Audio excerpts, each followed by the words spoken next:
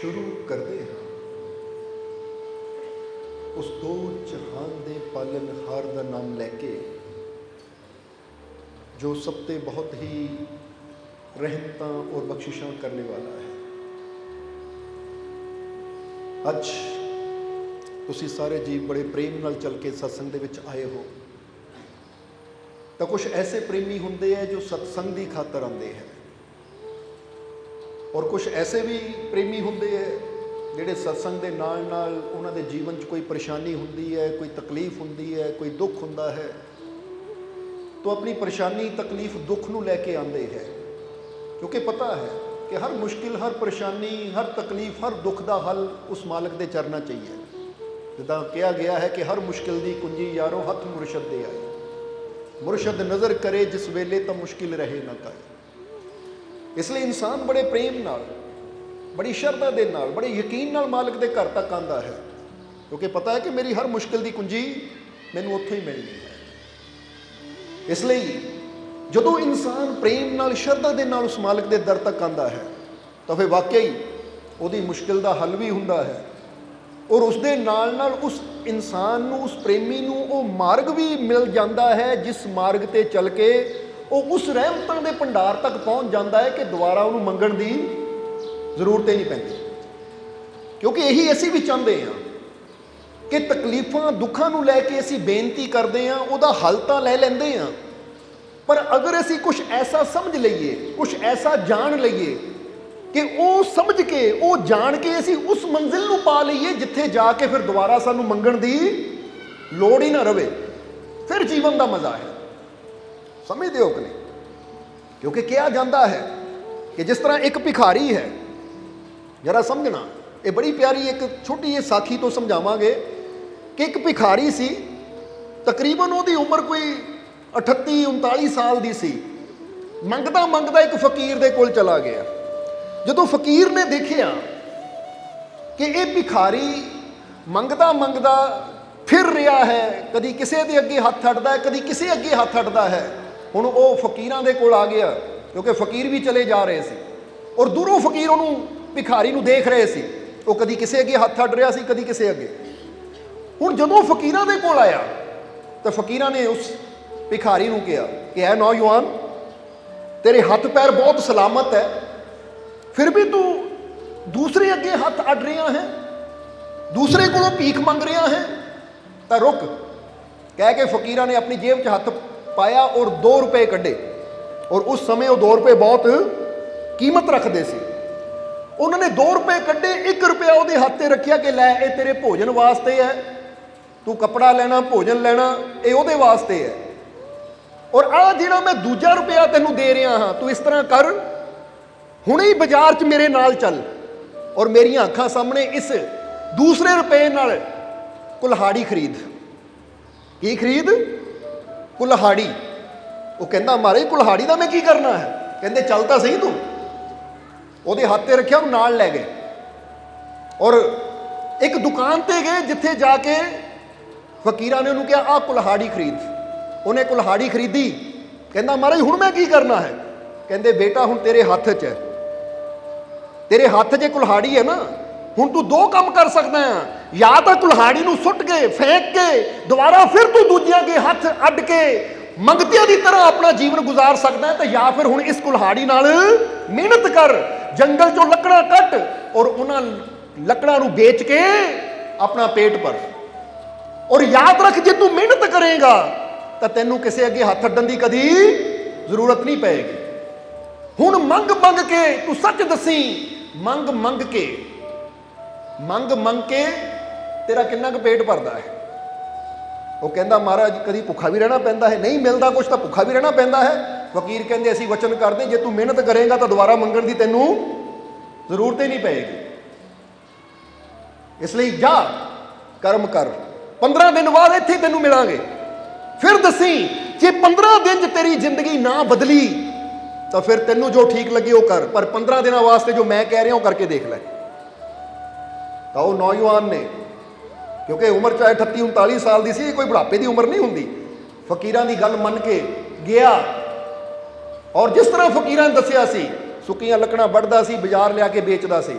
15 ਦਿਨ ਬਾਅਦ ਜਦੋਂ ਫਕੀਰਾਂ ਨੇ ਉਸ ਜਗ੍ਹਾ ਆ ਕੇ ਉਹਦੇ ਨਾਲ ਮੁਲਾਕਾਤ ਕੀਤੀ, ਪੁੱਛਿਆ ਉਸ ਨੂੰ, ਤਾਂ ਉਹਨਾਂ ਫਕੀਰਾਂ ਦੇ ਚਰਨਾਂ 'ਚ ਸਿਰ ਰੱਖ ਦਿੱਤਾ। ਕਹਿੰਦਾ ਮਹਾਰਾਜ ਤੁਸੀਂ ਇਹ ਕੁਲਹਾੜੀ ਨਹੀਂ ਮੇਰੇ ਹੱਥ 'ਚ ਉਸ ਦਿਨ ਦਿੱਤੀ ਸੀ, ਤੁਸੀਂ ਮੇਰੀ ਕਿਸਮਤ ਬਦਲ ਦਿੱਤੀ, ਤੁਸੀਂ ਮੇਰਾ ਜੀਵਨ ਬਦਲ ਦਿੱਤਾ। ਹੁਣ ਵਾਕਈ ਇਹ 15 ਦਿਨਾਂ 'ਚ ਮਿਹਨਤ ਜ਼ਰੂਰ ਮੈਂ ਕੀਤੀ, ਪਰ ਇਹਨਾਂ 15 ਦਿਨਾਂ 'ਚ ਮੈਂ ਕਦੀ ਭੁੱਖਾ ਨਹੀਂ ਸੁੱਤਾ। ਅੱਜ ਤੱਕ ਮੇਰੇ ਘਰ 'ਚ ਕਦੀ ਵੀ ਬਰਤਨਾਂ 'ਚ ਦਾਣੇ ਨਹੀਂ ਹੁੰਦੇ ਸੀ, ਖਾਲੀ ਰਹਿੰਦੇ ਸੀ, ਪਰ ਹੁਣ ਉਹ ਮੇਰੇ ਬਰਤਨ ਭਰਨੇ ਸ਼ੁਰੂ ਹੋ ਗਏ। ਹੁਣ ਮੇਰੇ ਘਰ 'ਚ ਖੁਸ਼ੀਆਂ ਆਣੀਆਂ ਸ਼ੁਰੂ ਹੋ ਗਈਆਂ। ਔਰ ਸਭ ਤੋਂ ਬੜੀ ਗੱਲ, ਹੁਣ ਮੈਂ ਮਿਹਨਤ ਕਰਦਾ ਤਾਂ ਰਾਤ ਨੂੰ ਜਦੋਂ ਸੌਂਦਾ ਤਾਂ ਨੀਂਦ ਬੜੀ ਸ਼ਾਂਤੀ ਵਾਲੀ ਆਉਂਦੀ ਹੈ।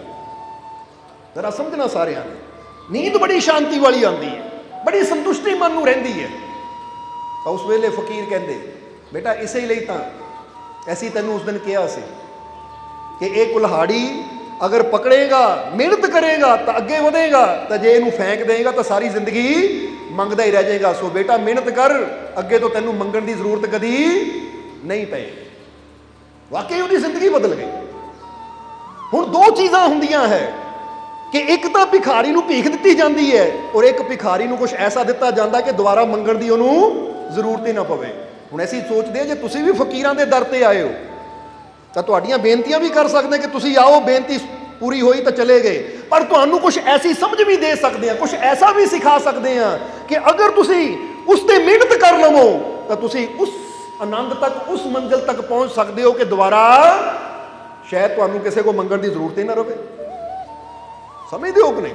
ਪਰ ਉਹਦੇ ਵਾਸਤੇ ਥੋੜੀ ਮਿਹਨਤ ਕਰਨ ਦੀ ਜ਼ਰੂਰਤ ਹੈ। ਔਰ ਮਿਹਨਤ ਕਿੱਥੇ ਕਰਨੀ ਹੈ? ਬਾਹਰ ਨਹੀਂ ਕਿ ਕੁਲਹਾੜੀ ਪਕੜ ਕੇ ਤੁਸੀਂ ਜੰਗਲ ਨੂੰ ਜਾਣਾ ਹੈ ਜਾਂ ਕਹੀ ਪਕੜ ਕੇ ਖੇਤਾਂ 'ਚ ਜਾਣਾ ਹੈ, ਕਿਉਂਕਿ ਜਦੋਂ ਰੱਬ ਦੀਆਂ ਰਹਿਮਤਾਂ ਦੀ ਗੱਲ ਆਉਂਦੀ ਹੈ ਤਾਂ ਉਸ ਵੇਲੇ ਬਾਹਰ ਘੱਟ, ਆਪਣੇ ਅੰਦਰ ਜ਼ਿਆਦਾ ਮਿਹਨਤ ਕਰਨੀ ਪੈਂਦੀ ਹੈ। ਹੁਣ ਅੰਦਰ ਕਿੱਦਾਂ ਮਿਹਨਤ ਕਰਨੀ ਹੈ? ਬਸ ਅੱਜ ਇਹ ਸਤਸੰਗ ਦੇ ਜ਼ਰੀਏ ਉਹੀ ਥੋੜਾ ਅਸੀਂ ਸਮਝਣਾ ਹੈ। ਸੋ ਸਭ ਤੋਂ ਪਹਿਲਾਂ ਇੱਕ ਪੁਆਇੰਟ ਅਸੀਂ, ਕਿਉਂਕਿ ਅੱਜ ਕੁਝ ਪੁਆਇੰਟ ਦੱਸਣੇ ਹੈ ਅਸੀਂ, ਕਿ ਅਗਰ ਅਸੀਂ ਵੀ ਚਾਹੁੰਦੇ ਉਸ ਸਟੇਜ ਤੇ ਪਹੁੰਚਣਾ, ਉਸ ਮੰਜ਼ਿਲ ਤੇ ਪਹੁੰਚਣਾ ਕਿ ਸਾਨੂੰ ਵੀ ਕਿਸੇ ਕੋਲੋਂ ਮੰਗਣ ਦੀ ਜ਼ਰੂਰਤ ਨਾ ਪਵੇ, ਬਲਕਿ ਆਪਣੇ ਆਪ ਨੂੰ, ਜਿੱਦਾਂ लिखा गया है ना कि खुद ही को कर बुलंद इतना कि हर तकदीर से पहले खुदा बंदे से खुद पूछे बता तेरी रजा क्या है। कि अपने आप नू नेक मार्ग ते चला के, क्योंकि कुछ मार्ग ऐसे है, कुछ रास्ते ऐसे है कि अगर उन्होंने रस्तियां ते, उन्होंने मार्गां ते अपने आप नू असीं चला दईए ਤਾਂ ਫਿਰ ਅਸੀਂ ਉਸ ਮਾਰਗ ਤੇ ਚੱਲਦਿਆਂ ਚੱਲਦਿਆਂ ਉਸ ਬੁਲੰਦੀ ਤੇ ਪਹੁੰਚ ਸਕਦੇ ਹਾਂ ਜਿੱਥੇ ਰੱਬ ਨੂੰ ਵੀ ਸਾਡੀ ਗੱਲ ਮੰਨਣੀ ਪੈਣੀ ਹੈ। ਬੋਲੋ ਸਮਝਦੇ ਹੋ ਕਿ ਨਹੀਂ? ਤਾਂ ਹੀ ਤਾਂ ਬੜਾ ਪਿਆਰਾ ਇੱਕ ਸ਼ਬਦ ਅੰਦਰ ਲਿਖਿਆ ਹੈ, ਜ਼ਰਾ ਧਿਆਨ ਦੇਣਾ, ਕਿ ਰੱਬ ਦਾ ਬੰਨਿਆ ਸੰਗਲਾਂ ਨਾਲ ਫਕਰ ਆਣ ਛੁਡਾਵੇ। ਜੇ ਰੱਬ ਸੰਗਲ ਨਾਲ ਵੀ ਕੋਈ ਬੰਨ੍ਹ ਦੇਵੇ ਨਾ ਕਿਸੇ ਨੂੰ, ਫਕਰ ਆਉਂਦੇ ਆ ਉਹਨੂੰ ਛੁਡਾ ਦਿੰਦੇ ਐ। ਰੱਬ ਦਾ ਬੰਨਿਆ ਸੰਗਲਾਂ ਨਾਲ ਫਕਰ ਆਣ ਛੁਡਾਵੇ, ਫਕਰਾਂ ਦਾ ਬੰਨਿਆ ਧਾਗੇ ਨਾਲ ਰੱਬ ਵੀ ਖੋਲ ਨਾ ਪਾਵੇ। ਜ਼ਰਾ ਗੌਰ ਕਰੋ, ਇਹਨੂੰ ਕਹਿੰਦੇ ਪ੍ਰੇਮ, ਕਿ ਰੱਬ ਦਾ ਬੰਨਿਆ ਸੰਗਲਾਂ ਨਾਲ, ਕਿੱਥੇ ਸੰਗਲ ਤਾਂ ਕਿੱਥੇ ਇੱਕ ਧਾਗਾ। ਕਹਿੰਦੇ ਰੱਬ ਦਾ ਬੰਨਿਆ ਸੰਗਲਾਂ ਨਾਲ ਫਕਰ ਆਣ ਛੁਡਾਵੇ, ਪਰ ਫਕਰਾਂ ਦਾ ਬੰਨਿਆ ਧਾਗੇ ਨਾਲ ਰੱਬ ਵੀ ਖੋਲ ਨਾ ਪਾਵੇ।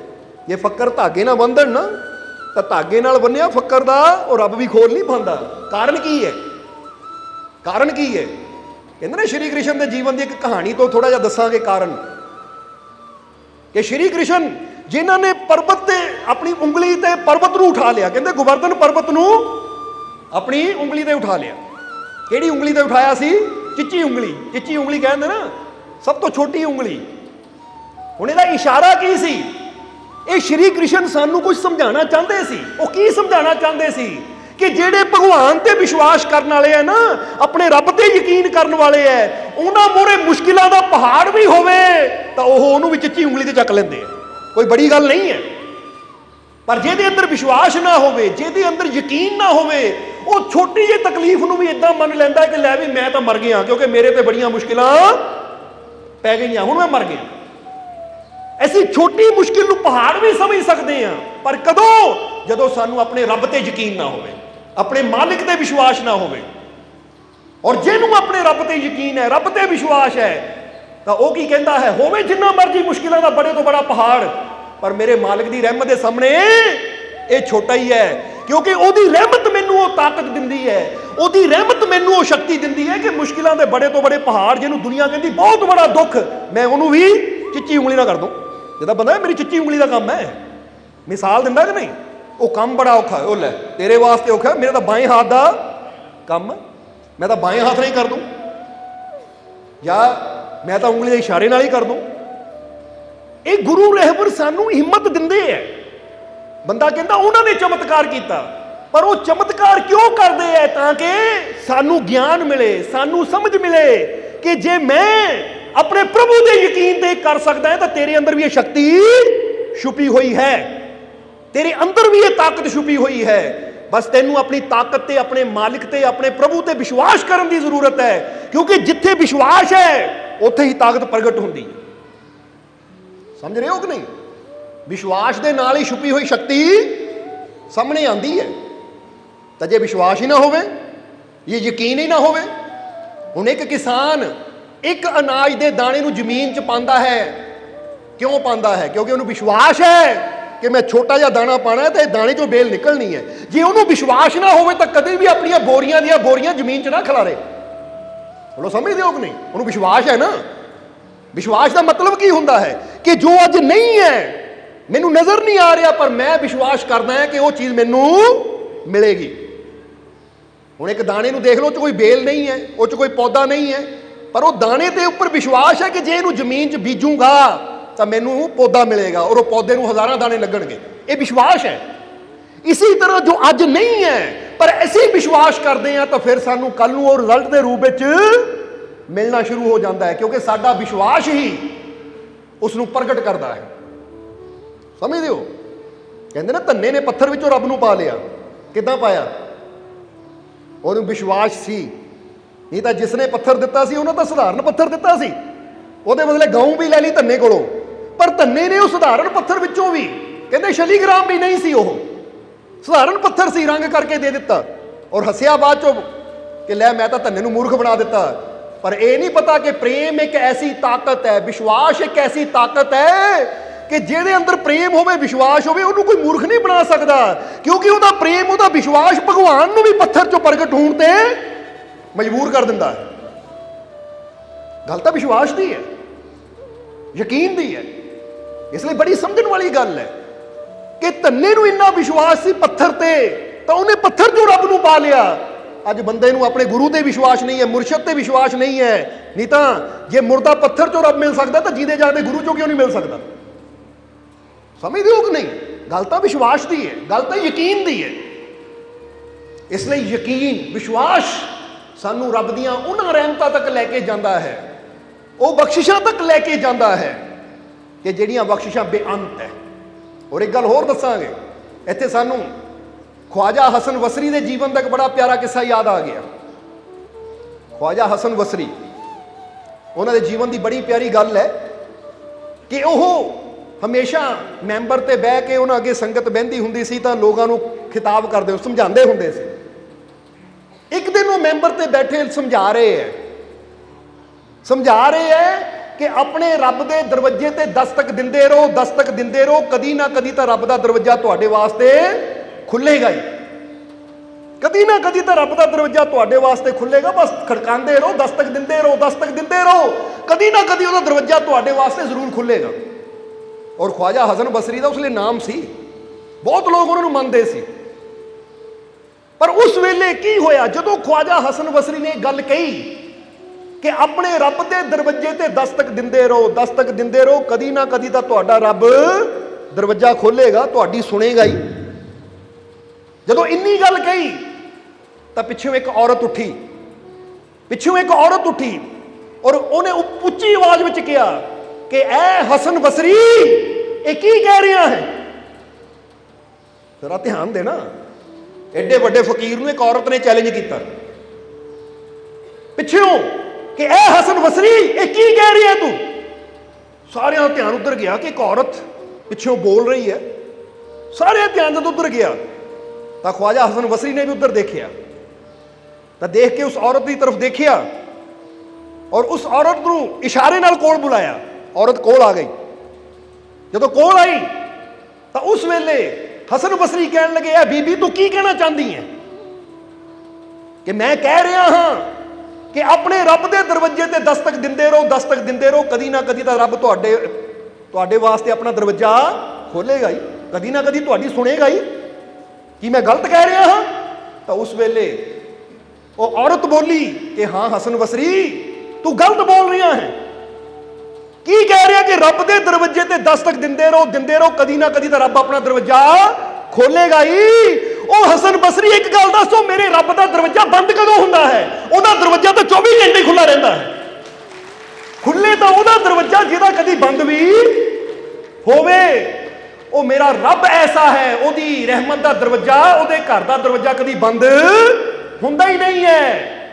ਅਗਰ ਕਹਿਣਾ ਹੈ ਤਾਂ ਇਹ ਨਾ ਕਹਿ ਕਿ ਮੇਰੇ ਰੱਬ ਦਾ ਦਰਵਾਜ਼ਾ ਕਦੀ ਨਾ ਕਦੀ ਖੁੱਲੇਗਾ, ਬਲਕਿ ਇਹ ਕਹਿ ਉਹਦੀਆਂ ਰਹਿਮਤਾਂ ਦਾ ਦਰਵਾਜ਼ਾ ਤਾਂ ਖੁੱਲਾ ਹੀ ਹੈ, ਪਰ ਉਹਦੀ ਰਹਿਮਤ ਤੁਹਾਨੂੰ ਉਦੋਂ ਮਿਲੇਗੀ ਜਦੋਂ ਤੁਹਾਡੇ ਅੰਦਰ ਪ੍ਰੇਮ ਦਾ ਦਰਵਾਜ਼ਾ, ਵਿਸ਼ਵਾਸ ਦਾ ਦਰਵਾਜ਼ਾ ਖੁੱਲੇਗਾ। ਕਿਉਂਕਿ ਬੰਦੇ ਦੇ ਹੀ ਅੰਦਰ ਵਿਸ਼ਵਾਸ ਦਾ ਦਰਵਾਜ਼ਾ ਬੰਦ ਹੁੰਦਾ ਹੈ, ਪ੍ਰੇਮ ਦਾ ਦਰਵਾਜ਼ਾ ਬੰਦ ਹੁੰਦਾ ਹੈ। ਤਾਂ ਜਦੋਂ ਤੱਕ ਇਨਸਾਨ ਦਾ ਪ੍ਰੇਮ ਔਰ ਵਿਸ਼ਵਾਸ ਦਾ ਹੀ ਦਰਵਾਜ਼ਾ ਬੰਦ ਹੋਵੇ, ਉਦੋਂ ਤੱਕ ਉਹਦੀ ਰਹਿਮਤ ਦੇ ਦਰਵਾਜ਼ੇ ਤੱਕ ਉਹ ਪਹੁੰਚ ਨਹੀਂ ਸਕਦਾ। ਜਿਸ ਲਈ ਹਸਨ ਬਸਰੀ ਨੇ ਇਹ ਗੱਲ ਸੁਣੀ, ਅੱਖਾਂ 'ਚ ਪਾਣੀ ਆ ਗਿਆ, ਮੈਂਬਰ ਤੋਂ ਉੱਠੇ ਉਤਰ ਕੇ ਔਰਤ ਦੇ ਕੋਲ ਆ ਗਏ, ਹੱਥ ਜੋੜ ਦਿੱਤੇ। ਉਹ ਸਹਾਬੀ ਕਹਿਣ ਲੱਗੇ, ਉਹਨਾਂ ਦੇ ਸੇਵਕ, ਮਹਾਰਾਜ ਇਹ ਤੁਸੀਂ ਕੀ ਕਰ ਰਹੇ ਹੋ? ਉਸ ਔਰਤ ਅੱਗੇ ਹੱਥ ਜੋੜ ਰਹੇ ਹੋ? ਉਹ ਕਹਿੰਦੇ ਨਹੀਂ, ਇਹ ਔਰਤ ਮੇਰੇ ਨਾਲੋਂ ਜ਼ਿਆਦਾ ਉਹ ਰੱਬ ਨੂੰ ਜਾਣਦੀ ਹੈ, ਮੇਰੇ ਨਾਲੋਂ ਜ਼ਿਆਦਾ ਉਹਨੂੰ ਜਾਣਦੀ ਹੈ, ਇਸ ਲਈ ਕੋਈ ਮਾਮੂਲੀ ਔਰਤ ਨਹੀਂ ਹੈ। ਕੌਣ ਹੈ ਤੂੰ? ਤਾਂ ਉਸ ਵੇਲੇ ਉਹਨਾਂ ਆਪਣਾ ਨਾਮ ਦੱਸਿਆ, ਮੈਂ ਰਬੀਆ ਬਸਰੀ ਹਾਂ। ਇਹ ਪਹਿਲੀ ਮੁਲਾਕਾਤ ਸੀ ਰਬੀਆ ਬਸਰੀ ਔਰ ਹਸਨ ਬਸਰੀ ਦੀ। ਜ਼ਰਾ ਗੌਰ ਕਰਨਾ, ਰਬੀਆ ਵੀ ਇੱਕ ਬਹੁਤ ਬੰਦਗੀ ਕਰਨ ਵਾਲੀ ਔਰਤ ਫਕੀਰ ਹੋਈ ਹੈ। ਕਹਿੰਦੇ ਇਹ ਐਸੀ ਔਰਤ ਫਕੀਰ ਸੀ ਕਿ ਮੱਕੇ ਦਾ ਹੱਜ ਕਰਨ ਜਾ ਰਹੀ ਹੈ, ਤਾਂ ਲਿਖਿਆ ਹੈ ਕਿ ਇਹਨੂੰ ਮੱਕੇ ਜਾਣ ਦੀ ਲੋੜ ਨਹੀਂ ਪਈ, ਮੱਕਾ ਹੀ ਚੱਲ ਕੇ ਇਹਦੇ ਕੋਲ ਆ ਗਿਆ ਸੀ। ਉਹ ਸ਼ਾਇਦ ਤੁਸੀਂ ਕਹਾਣੀ ਸੁਣੀ ਹੋਵੇ, ਜਦੋਂ ਪਿਆਸੇ ਕੁੱਤੇ ਨੂੰ ਇਹਨਾਂ ਪਾਣੀ ਪਿਲਾਇਆ ਸੀ। ਕਹਿੰਦੇ ਰਬੀਆ ਬਸਰੀ ਦੇ ਬਾਲ ਬੜੇ ਲੰਬੇ ਸੀ, ਬਾਲ ਬੜੇ ਲੰਬੇ ਸੀ, ਤਾਂ ਹਮੇਸ਼ਾ ਸੋਚਦੀ ਰਹਿੰਦੀ ਸੀ ਰੱਬ ਨੇ ਮੈਨੂੰ ਇੰਨੇ ਲੰਬੇ ਬਾਲ ਕਿਉਂ ਦਿੱਤੇ ਹੈ? ਕਿਉਂਕਿ ਕਈ ਵਾਰ ਬੰਦੇ ਦੇ ਮਨ 'ਚ ਆ ਜਾਂਦਾ ਨਾ, ਆਹ ਚੀਜ਼ ਰੱਬ ਨੇ ਪਤਾ ਨਹੀਂ ਮੈਨੂੰ ਇੰਨੀ ਲੰਬੀ ਕਿਉਂ ਦਿੱਤੀ ਹੈ, ਜਾਂ ਆਹ ਕਿਉਂ ਇਦਾਂ। ਤਾਂ ਇੱਕ ਦਿਨ ਰਬੀਆ ਬਸਰੀ ਇੱਕ ਟੋਲੀ ਦੇ ਨਾਲ ਹੱਜ ਕਰਨ ਜਾ ਰਹੀ, ਔਰ ਉਸ ਸਮੇਂ ਪੈਦਲ ਹੀ ਹੱਜ ਹੁੰਦੇ ਸੀ। ਚਲਦੇ ਚਲਦੇ ਇੱਕ ਜਗ੍ਹਾ ਪਹੁੰਚੀ, ਤਾਂ ਜਦੋਂ ਪਹੁੰਚੀ ਰਬੀਆ ਇਬਾਦਤ ਤੇ ਬੈਠੀ, ਤਾਂ ਜਿਹੜੀ ਨਾਲ ਦੀ ਟੋਲੀ ਸੀ ਉਹ ਅੱਗੇ ਚਲੀ ਗਈ। ਰਬੀਆ ਦੀ ਜਦੋਂ ਅੱਖ ਖੁੱਲੀ ਤਾਂ ਉੱਥੇ ਕੋਈ ਵੀ ਹੈ ਨਹੀਂ, ਕਿਉਂਕਿ ਸਾਰੇ ਆਪਣੇ ਤੰਬੂ ਲੈ ਕੇ ਅੱਗੇ ਚਲੇ ਗਏ। ਹੁਣ ਰਬੀਆ ਵੀ ਇਕੱਲੀ ਤੁਰੀ ਜਾ ਰਹੀ ਹੈ, ਤਾਂ ਨਾਲੇ ਰੱਬ ਨੂੰ ਕਹਿ ਰਹੀ ਹੈ, ਰੱਬਾ ਇੰਨਾ ਵਧੀਆ ਸੰਗ ਸੀ, ਸੰਗ ਨਾਲੋਂ ਵਿਛੜ ਗਈ।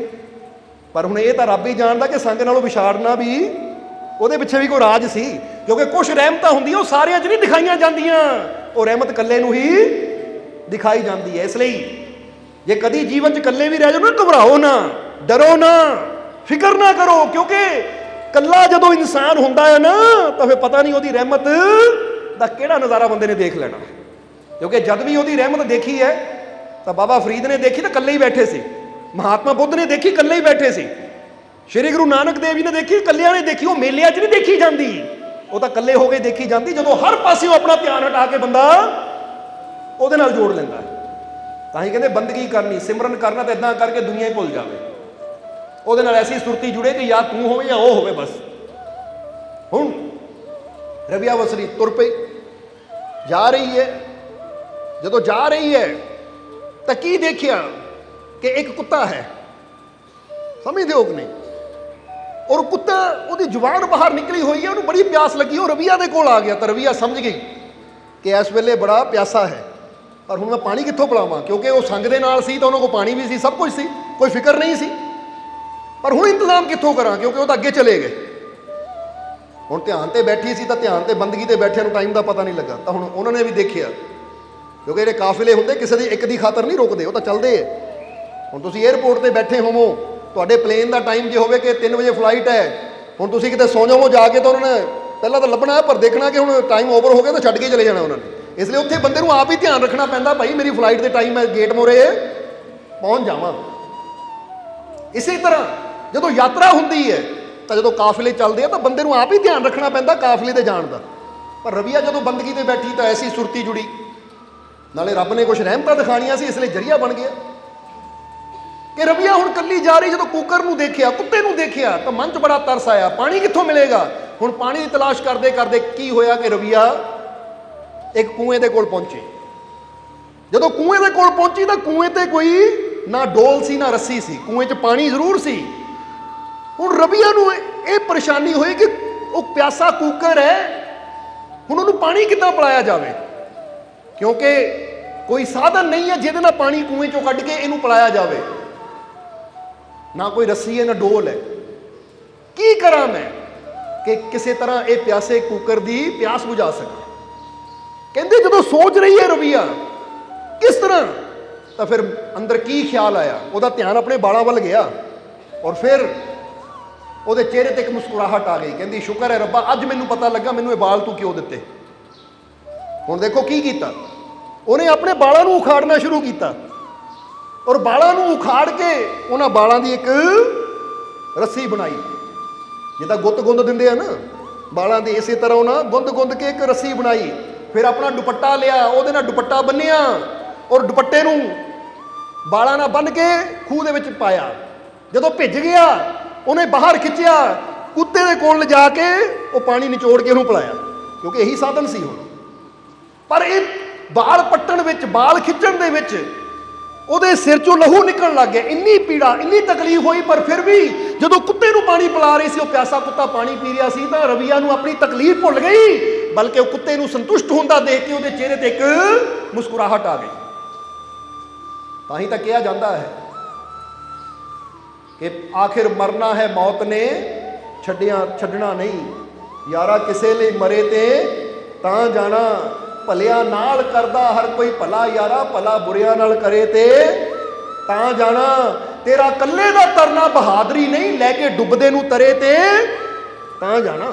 ਇਹ ਕੁਝ ਐਸਾ ਕਰੀਏ ਕਿ ਜਿਹਦੇ ਨਾਲ ਕਿਸੇ ਦਾ ਭਲਾ ਹੋ ਜਾਵੇ। ਕੋਈ ਸਾਡੇ ਨਾਲ ਭਲਾ ਕਰੇ, ਉਹਦੇ ਨਾਲ ਤਾਂ ਹਰ ਕੋਈ ਭਲਾ ਕਰਦਾ ਹੈ। ਕੋਈ ਸਾਡੇ ਨਾਲ ਬੁਰਾ ਕਰੇ, ਫਿਰ ਵੀ ਅਸੀਂ ਉਹਦੇ ਨਾਲ ਭਲਾ ਕਰੀਏ, ਇਹੀ ਰੱਬ ਦੇ ਪਿਆਰਿਆਂ ਦਾ ਕੰਮ ਹੁੰਦਾ ਹੈ। ਹੁਣ ਰਬੀਆ ਉਹੀ ਕਰ ਰਹੀ ਸੀ। ਹੁਣ ਪਿਆਸੇ ਕੂਕਰ ਨੂੰ ਪਾਣੀ ਪਿਲਾਇਆ ਔਰ ਹੱਥ ਜੋੜ ਕੇ ਰੱਬ ਦਾ ਸ਼ੁਕਰ ਕੀਤਾ ਕਿ ਐ ਖੁਦਾ, ਐ ਪ੍ਰਮਾਤਮਾ, ਤੇਰਾ ਲੱਖ ਲੱਖ ਸ਼ੁਕਰ ਹੈ, ਅਗਰ ਮੈਨੂੰ ਇਹ ਕੇਸ ਨਾ ਦਿੰਦਾ, ਬਾਲ ਨਾ ਦਿੰਦਾ, ਤਾਂ ਅੱਜ ਮੈਂ ਆ ਨੇਕੀ ਨਾ ਖੱਟ ਪਾਉਂਦੀ, ਇਹ ਕੂਕਰ ਨੂੰ ਪਾਣੀ ਨਾ ਪਿਲਾ ਪਾਉਂਦੀ। ਇਸ ਲਈ ਐ ਖੁਦਾ ਤੇਰਾ ਸ਼ੁਕਰ ਹੈ। ਜਦੋਂ ਸ਼ੁਕਰਾਨਾ ਕਰ ਰਹੀ ਸੀ ਤਾਂ ਉਸ ਲਈ ਖੁਦਾ ਦੀ ਆਵਾਜ਼ ਆਈ ਕਿ ਰਬੀਆ, ਹੁਣ ਤੈਨੂੰ ਮੱਕੇ ਜਾਣ ਦੀ ਲੋੜ ਨਹੀਂ, ਕਿਉਂਕਿ ਤੇਰੀ ਇਹ ਨੇਕੀ ਤੋਂ ਮੈਂ ਇੰਨਾ ਖੁਸ਼ ਹਾਂ ਕਿ ਹੁਣ ਮੱਕਾ ਆ ਰਿਹਾ ਤੇਰਾ ਦਰਸ਼ਨ ਕਰਨ ਵਾਸਤੇ। ਕਹਿੰਦੇ ਸਾਹਮਣੇ ਦੇਖ, ਜਦੋਂ ਰਬੀਆ ਨੇ ਦੇਖਿਆ ਸਾਹਮਣੇ ਮੱਕਾ ਨਜ਼ਰ ਆ ਗਿਆ ਉਸਨੂੰ। ਹੁਣ ਇਹ ਕਹਾਣੀ ਤੋਂ ਕੀ ਪਤਾ ਲੱਗਦਾ ਹੈ, ਜਰਾ ਹੁਣ ਗੌਰ ਕਰਨਾ। ਹੁਣ ਕਹਾਣੀ ਦਾ ਜੋ ਅਸਲੀ ਵਿੱਚ ਨਾ ਰਾਜ ਹੈ ਉਹਨੂੰ ਸਮਝੀਏ, ਕਿਉਂਕਿ ਪੀਰਾਂ ਫਕੀਰਾਂ ਦੇ ਜੀਵਨ ਦੀਆਂ ਕਹਾਣੀਆਂ ਦੇ ਅੰਦਰ ਜੋ ਨੁਕਤੇ ਛੁਪੇ ਹੁੰਦੇ ਆ ਨਾ, ਗੱਲ ਇੱਕ ਨੁਕਤੇ ਵਿੱਚ ਮੁੱਕਦੀ ਏ। ਉਹ ਨੁਕਤੇ ਨੂੰ ਸਮਝ ਲਈਏ ਤਾਂ ਸਾਡੀ ਪੂਰੀ ਜ਼ਿੰਦਗੀ ਸੰਭਲ ਸਕਦੀ ਹੈ। ਹੁਣ ਇਹ 'ਚ ਨੁਕਤਾ ਕੀ ਹੈ? ਲੋਕ ਜਾਂਦੇ ਆ ਮੱਕੇ ਨੂੰ, ਲੋਕ ਜਾਂਦੇ ਆ ਤੀਰਥਾਂ ਨੂੰ, ਲੋਕ ਜਾਂਦੇ ਆ ਪਹਾੜਾਂ ਨੂੰ, ਪਰਬਤਾਂ ਨੂੰ ਕਿ ਮੈਂ ਰੱਬ ਦਾ ਦਰਸ਼ਨ ਕਰਨਾ ਹੈ। ਪਰ ਹੁਣ ਜ਼ਰਾ ਦੇਖੋ ਇਸ ਸਾਖੀ ਤੋਂ ਕੀ ਪਤਾ ਲੱਗਦਾ ਹੈ। ਉਹ ਕਹਿੰਦੇ ਐ ਪਿਆਰਿਆ, ਜੇ ਤੇਰਾ ਦਿਲ ਸਾਫ਼ ਹੈ, ਤੇਰਾ ਦਿਲ ਪ੍ਰੇਮ ਨਾਲ ਭਰਿਆ ਹੈ, ਦਇਆ ਨਾਲ ਭਰਿਆ ਹੈ, ਤੂੰ ਦੂਜਿਆਂ ਦਾ ਭਲਾ ਕਰਨ ਦੀ ਭਾਵਨਾ ਤੇਰੇ ਅੰਦਰ ਹੈ, ਦੂਜਿਆਂ ਦਾ ਤੂੰ ਭਲਾ ਕਰਦਾ ਹੈ, ਤਾਂ ਫਿਰ ਤੈਨੂੰ ਮੱਕੇ ਜਾਣ ਦੀ ਲੋੜ ਨਹੀਂ, ਤੀਰਥਾਂ ਤੇ ਜਾਣ ਦੀ ਲੋੜ ਨਹੀਂ। ਕਿਉਂਕਿ ਜੇ ਤੂੰ ਨੇਕੀ ਕਰਦਾ ਹੈ ਤਾਂ ਤੇਰੀ ਨੇਕੀ 'ਚ ਇਹ ਸ਼ਕਤੀ ਹੈ ਕਿ ਖੁਦਾ ਖੁਦ ਤੇਰੇ ਤੱਕ ਆ ਜਾਏਗਾ, ਪਰਮਾਤਮਾ ਖੁਦ ਚੱਲ ਕੇ ਤੇਰੇ ਤੱਕ ਆਏਗਾ। ਪਰ ਜੇ ਤੂੰ ਨੇਕੀ ਨਹੀਂ ਕਰਦਾ, ਜੇ ਤੂੰ ਭਲਾ ਨਹੀਂ ਕਰਦਾ, ਅੱਛੇ ਬੋਲ ਨਹੀਂ ਬੋਲਦਾ, ਜੇ ਤੂੰ ਅੱਛਾਈ ਨਹੀਂ ਕਰਦਾ, ਤਾਂ ਭਾਵੇਂ 10 ਵਾਰ ਮੱਕੇ ਜਾ, 10 ਵਾਰ ਤੀਰਥ ਯਾਤਰਾ ਕਰ ਲੈ, ਉਹ 10 ਵਾਰ ਗਿਆ ਵੀ ਤੈਨੂੰ ਫਾਇਦਾ ਕੋਈ ਨਹੀਂ ਹੋਣਾ।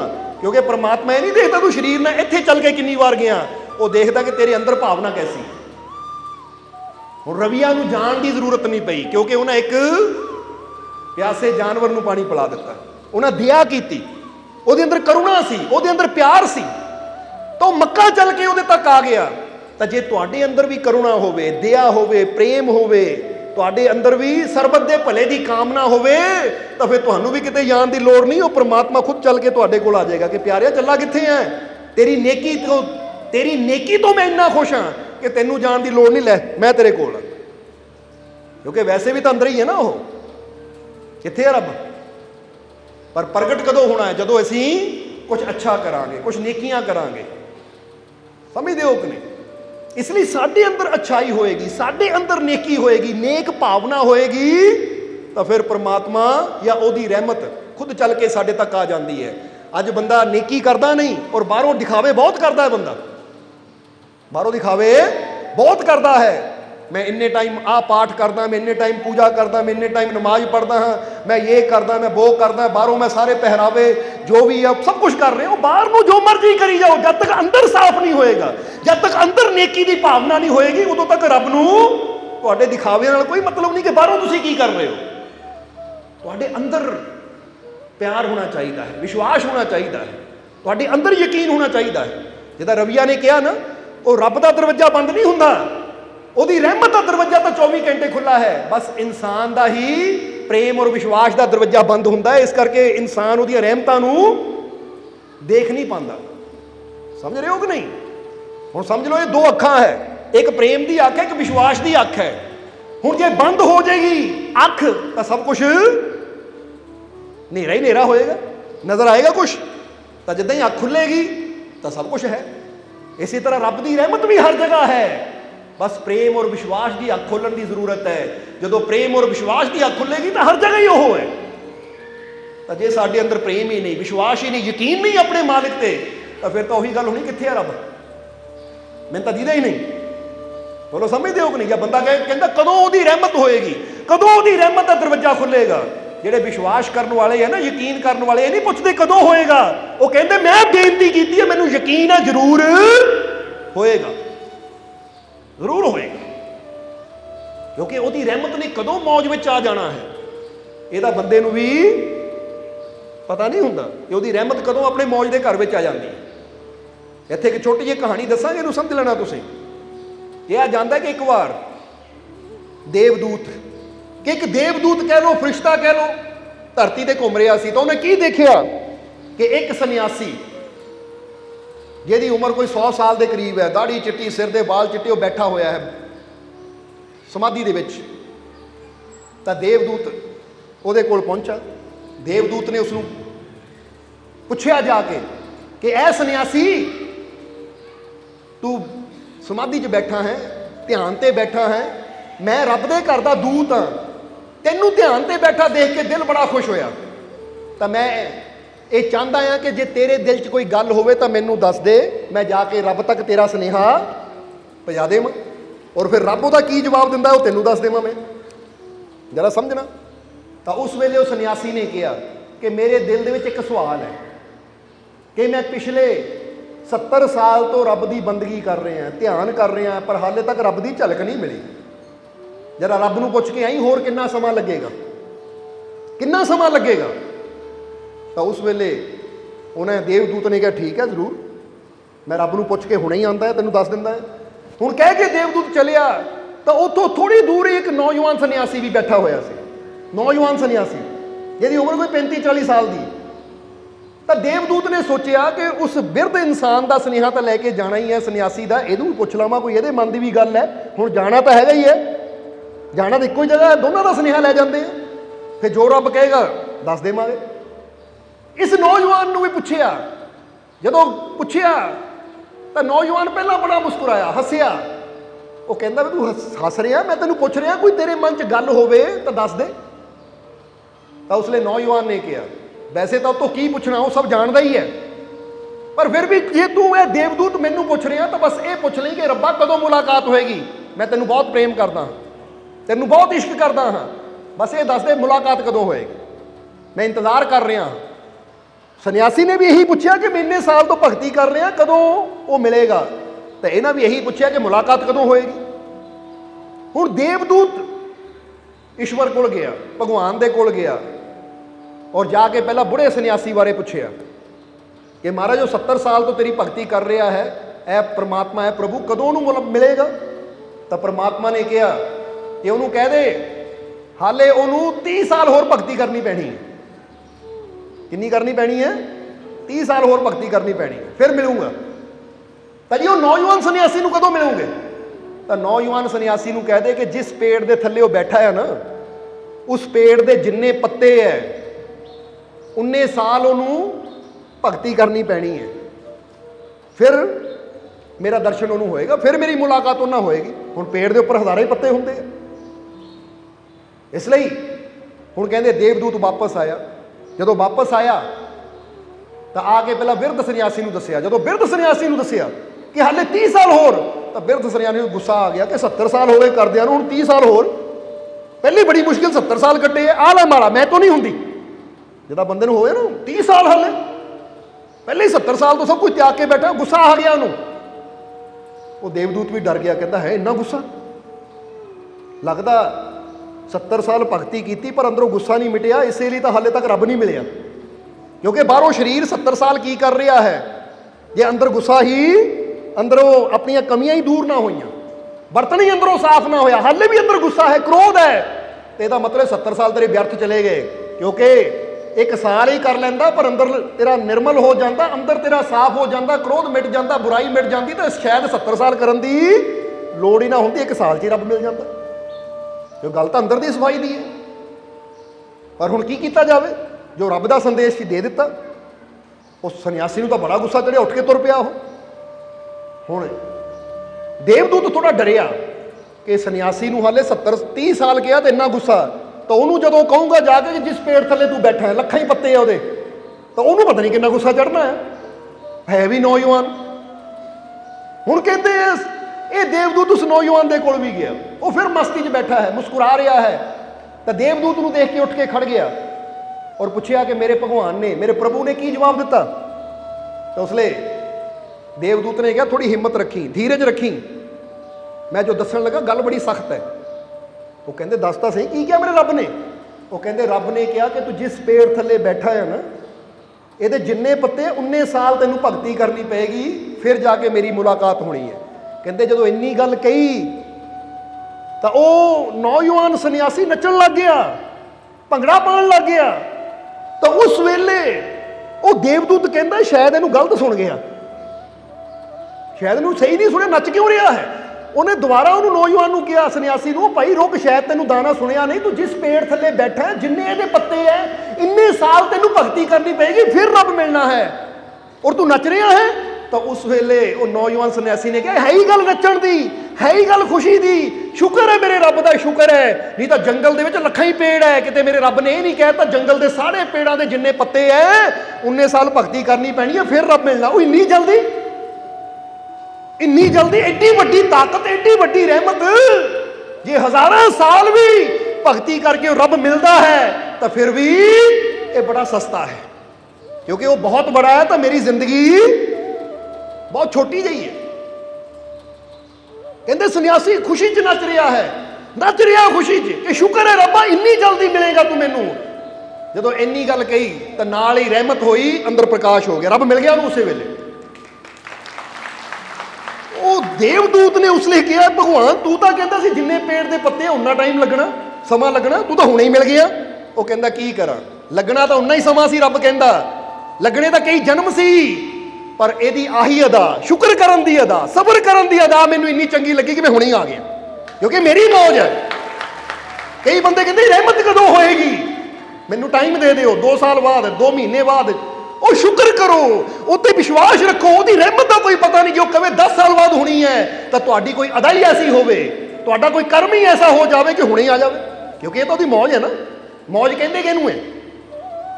ਜਿੱਦਾਂ ਹੁਣ ਤੁਸੀਂ ਬੈਠੇ ਹੋ, ਕੋਈ ਮੰਗਣ ਵਾਲਾ ਮੰਗਤਾ ਆ ਗਿਆ, 10 ਰੁਪਏ ਦੇ ਦੇ, ਜਾ ਨਹੀਂ ਦਿੰਦਾ ਤੈਨੂੰ, ਚੱਲ ਜਾ, ਸਮਝਦੇ ਹੋ ਕਿ ਨਹੀਂ? ਪਰ ਫਿਰ ਇੱਕ ਦਿਨ ਤੁਸੀਂ ਬੜੇ ਖੁਸ਼ ਹੋ, ਬੜੇ ਆਨੰਦ ਵਿੱਚ ਹੋ, ਉਹ ਆਂਦਾ 10 ਰੁਪਏ ਦੇ ਦੇ, ਉਹ ਯਾਰ ਆ 100 ਲੈ ਜਾ, ਕਿਉਂਕਿ ਅੱਜ ਮੈਂ ਬੜਾ ਖੁਸ਼ ਹਾਂ, ਮੌਜ ਵਿੱਚ ਹਾਂ ਮੈਂ। ਹੁੰਦਾ ਕਿ ਨਹੀਂ ਇੱਦਾਂ? ਕਦੀ ਕਦੀ ਮਨ ਇੰਨਾ ਹੁੰਦਾ ਹੈ ਕਿ 1 ਰੁਪਇਆ ਦੇਣ ਨੂੰ ਦਿਲ ਨਹੀਂ ਕਰਦਾ ਕਿਸੇ ਨੂੰ, ਤਾਂ ਕਦੀ ਕਦੀ ਬੰਦਾ ਖੁਸ਼ ਹੀ ਇੰਨਾ ਹੁੰਦਾ, ਅੱਜ ਯਾਰ ਤੂੰ 100 ਲੈ ਜਾ, ਕਿਉਂਕਿ ਮੌਜ ਹੈ। ਹੁਣ ਜੇ ਬੰਦਾ ਆਪਣੀ ਮੌਜ 'ਚ ਆ ਕੇ ਆਪਣੀ ਹੈਸੀਅਤ ਤੋਂ ਜ਼ਿਆਦਾ ਦੇ ਸਕਦਾ, ਤਾਂ ਜਦੋਂ ਰੱਬ ਮੌਜ 'ਚ ਆਏਗਾ ਤਾਂ ਸੋਚੋ ਕੀ ਨਹੀਂ ਕਰ ਸਕਦਾ। ਇਸ ਲਈ ਕੋਈ ਕਰਮ ਤਾਂ ਐਸਾ ਕਰੀਏ, ਕੋਈ ਕੰਮ ਤਾਂ ਐਸਾ ਕਰੀਏ ਕਿ ਰੱਬ ਤੁਹਾਡੇ ਕੰਮ ਨੂੰ ਦੇਖ ਕੇ ਕਵੇ ਕਿ ਲੈ ਮੈਂ ਖੁਸ਼ ਹੋ ਗਿਆ ਤੇਰੀ ਕਰਨੀ ਤੋਂ, ਔਰ ਜਿਹੜਾ ਕੰਮ 1000 ਸਾਲ ਬਾਅਦ ਹੋਣਾ ਸੀ, 100 ਸਾਲ ਬਾਅਦ ਹੋਣਾ ਸੀ, 10 ਸਾਲ ਬਾਅਦ ਹੋਣਾ ਸੀ, ਲੈ ਮੈਂ ਹੁਣੇ ਹੀ ਕਰ ਰਿਹਾ। ਇਹਨੂੰ ਕਹਿੰਦੇ ਰਹਿਮਤ। ਇਸ ਲਈ ਰਹਿਮਤ ਦਾ ਕੋਈ ਪਤਾ ਨਹੀਂ। ਜਬ ਮौज में आई बोर लहरें कतरे को समंदर कर डाला।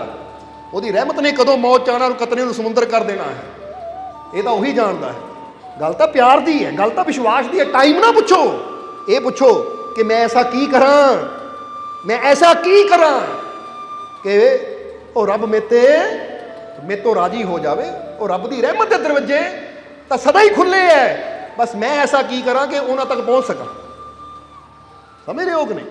हुण दरबार के दरवाजे तो खुले ही है, हुण जिहड़ा पहुँच गया वो रहमत लै रहा है, तो जिहड़ा घर बैठा ही सोची जावे दरवाजा बंद होना, दरवाजा बंद होना, क्योंकि अजकल दरवाजे बंद है सारे पासे। हुण घर बैठा ही सोची जावे दरवाजा बंद होना, तो वो वास्ते बंद ही है। तो जिहड़ा पहुँच गया उन्होंने पता है वो तो दरवाजे 24 घंटे खुले है, क्योंकि मालिक के घर का दरवाजा ना कभी बंद होया तो ना ही होना है। पर पता कदों लगेगा? पता उदों ही लगेगा ना जो पहुंचांगे। घर बैठे तो जो मर्जी सोची जाइए, इदा ही बंदा सोचता है पता नहीं रब कदों दरवाजा खोलेगा, पता नहीं रहमत कदों करेगा। ਉਹਦੀ दरवाजे तो सदा ही खुले है, तू तो पहुँच उत्थे तक। तू पहुँचेगा तो फिर ही पता लगेगा तेन, तू पहुँचेगा तो फिर ही पता लगेगा। और ये पहुँच विश्वास नाल होंदी है, ये पहुँच प्रेम नाल होंदी है। इसलिए जिन्हां दे अंदर प्रेम है, जिन्हां अंदर विश्वास है, वो मालिक दे घर दीयां रहमतां पा भी लेंदे है और जीवन सफल बना भी लेंदे है। बोलो समझदे हो कि नहीं? इसलिए असीं दस रहे सी कुछ पॉइंट हुंदे है। जिस तरह एक दिन हज़रत अली बैठे सी और समझा रहे सी कि जिहड़ा मुत्तकी है ना, मुत्तकी कहते परहेजगार नूं, उही खुदा दीयां रहमतां नूं हासिल कर सकता है। हुण परहेजगार किहनूं कहंदे? किसी ने पूछा हज़रत अली नूं कि महाराज तुसीं कहंदे जो परहेजगार है, मुत्तकी है, उही रब दीयां रहमतां नूं हासिल कर सकता है, तो महाराज ये भी दस दिओ कि परहेजगार का मतलब की हुंदा है, परहेजगार कहंदे किहनूं है? तो हज़रत अली ने पुछण वाले नूं एक सवाल किया, कहंदे एक सवाल का जवाब दे कि एक रास्ता है, बड़ा छोटा रास्ता, भीड़ा रास्ता है, और उस रास्ते के दोनों पासे कंडेदार झाड़ियाँ हैं। कंडेदार झाड़ियाँ तुसीं समझदे हो, कई झाड़ियाँ ऐसियां हुंदियां है जिन्हां बड़े कंडे हुंदे हैं। हुण उस रास्ते तो दी तू गुजरना है, वो कांटेदार झाड़ियाँ है दोनों तरफ, रास्ता बड़ा भीड़ा है। हुण जे तू गुजरना है तो किद्दां गुजरेगा कि वो झाड़ियाँ तेरे कपड़े नूं या तैनूं नुकसान ना पहुंचाण? किद्दां गुजरेगा? हुण तुसीं दसो किद्दां गुजरोगे? तुसीं की करना, अपने कपड़िਆਂ ਨੂੰ इदां संभाल लेना, इकट्ठे जे कर लेना, और इदां बच के निकलना है कि मैं निकल भी जावां तो कोई कंडे विच मेरा कपड़ा फसे भी ना, किसी कंडे विच मेरी कोई कपड़ा या किसी किस्म की बंदा कहता ना खरोच ना लगे, मैनू मेरे शरीर में कोई कंडा ना चुभ जाए। इस तरह बच के ऐसी निकलने की कोशिश करनी, क्योंकि पता जाना भी जरूर है, पर जे कंडे है दोनों पासे तो निकलना भी इदा है कि ना कपड़े का नुकसान हो तो ना मेरे शरीर का नुकसान हो। इदा ही होंदा कि नहीं?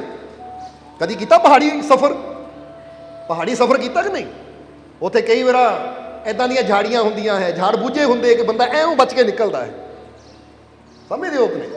कई बार रास्ते में कोई इदा हो तो बंदा टहनी देख के ऐं सिर घुमा लांदा या इदा नीवा हो जाता कि यदा असर मेरे ते ना हो, क्योंकि पता है अगर ये मेरे बज्जी या मेरे नाल टच की तो मैनू नुकसान होना है।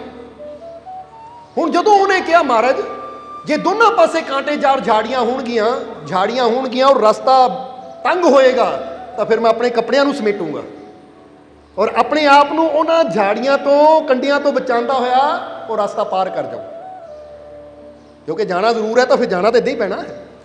हज़रत अली कहते बस परहेजगार का मतलब भी यही है कि दुनिया दे विच चलदियां होयां चारों तरफ गुनाहां दियां, पापां दियां, बुराइयां दियां बहुत कांटेदार झाड़ियां है, तो जिहड़ा परहेजगार बंदा हुंदा है वो इस संसार के सफ़र नूं इदां गुजारदा है कि अपने आप नूं उन्हां गुनाहां तो, उन्हां बुराइयां तो, माड़े कर्मां तो इदां बचा के चलदा है कि एक पाप का कंडा, ये बुराई का कंडा किते मेरे लग ना जाए।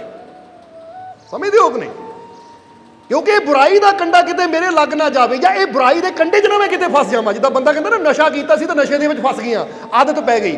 कईयां नूं गाली देण दी आदत पै जाती है तो समझ लो वो गाली च फस गए।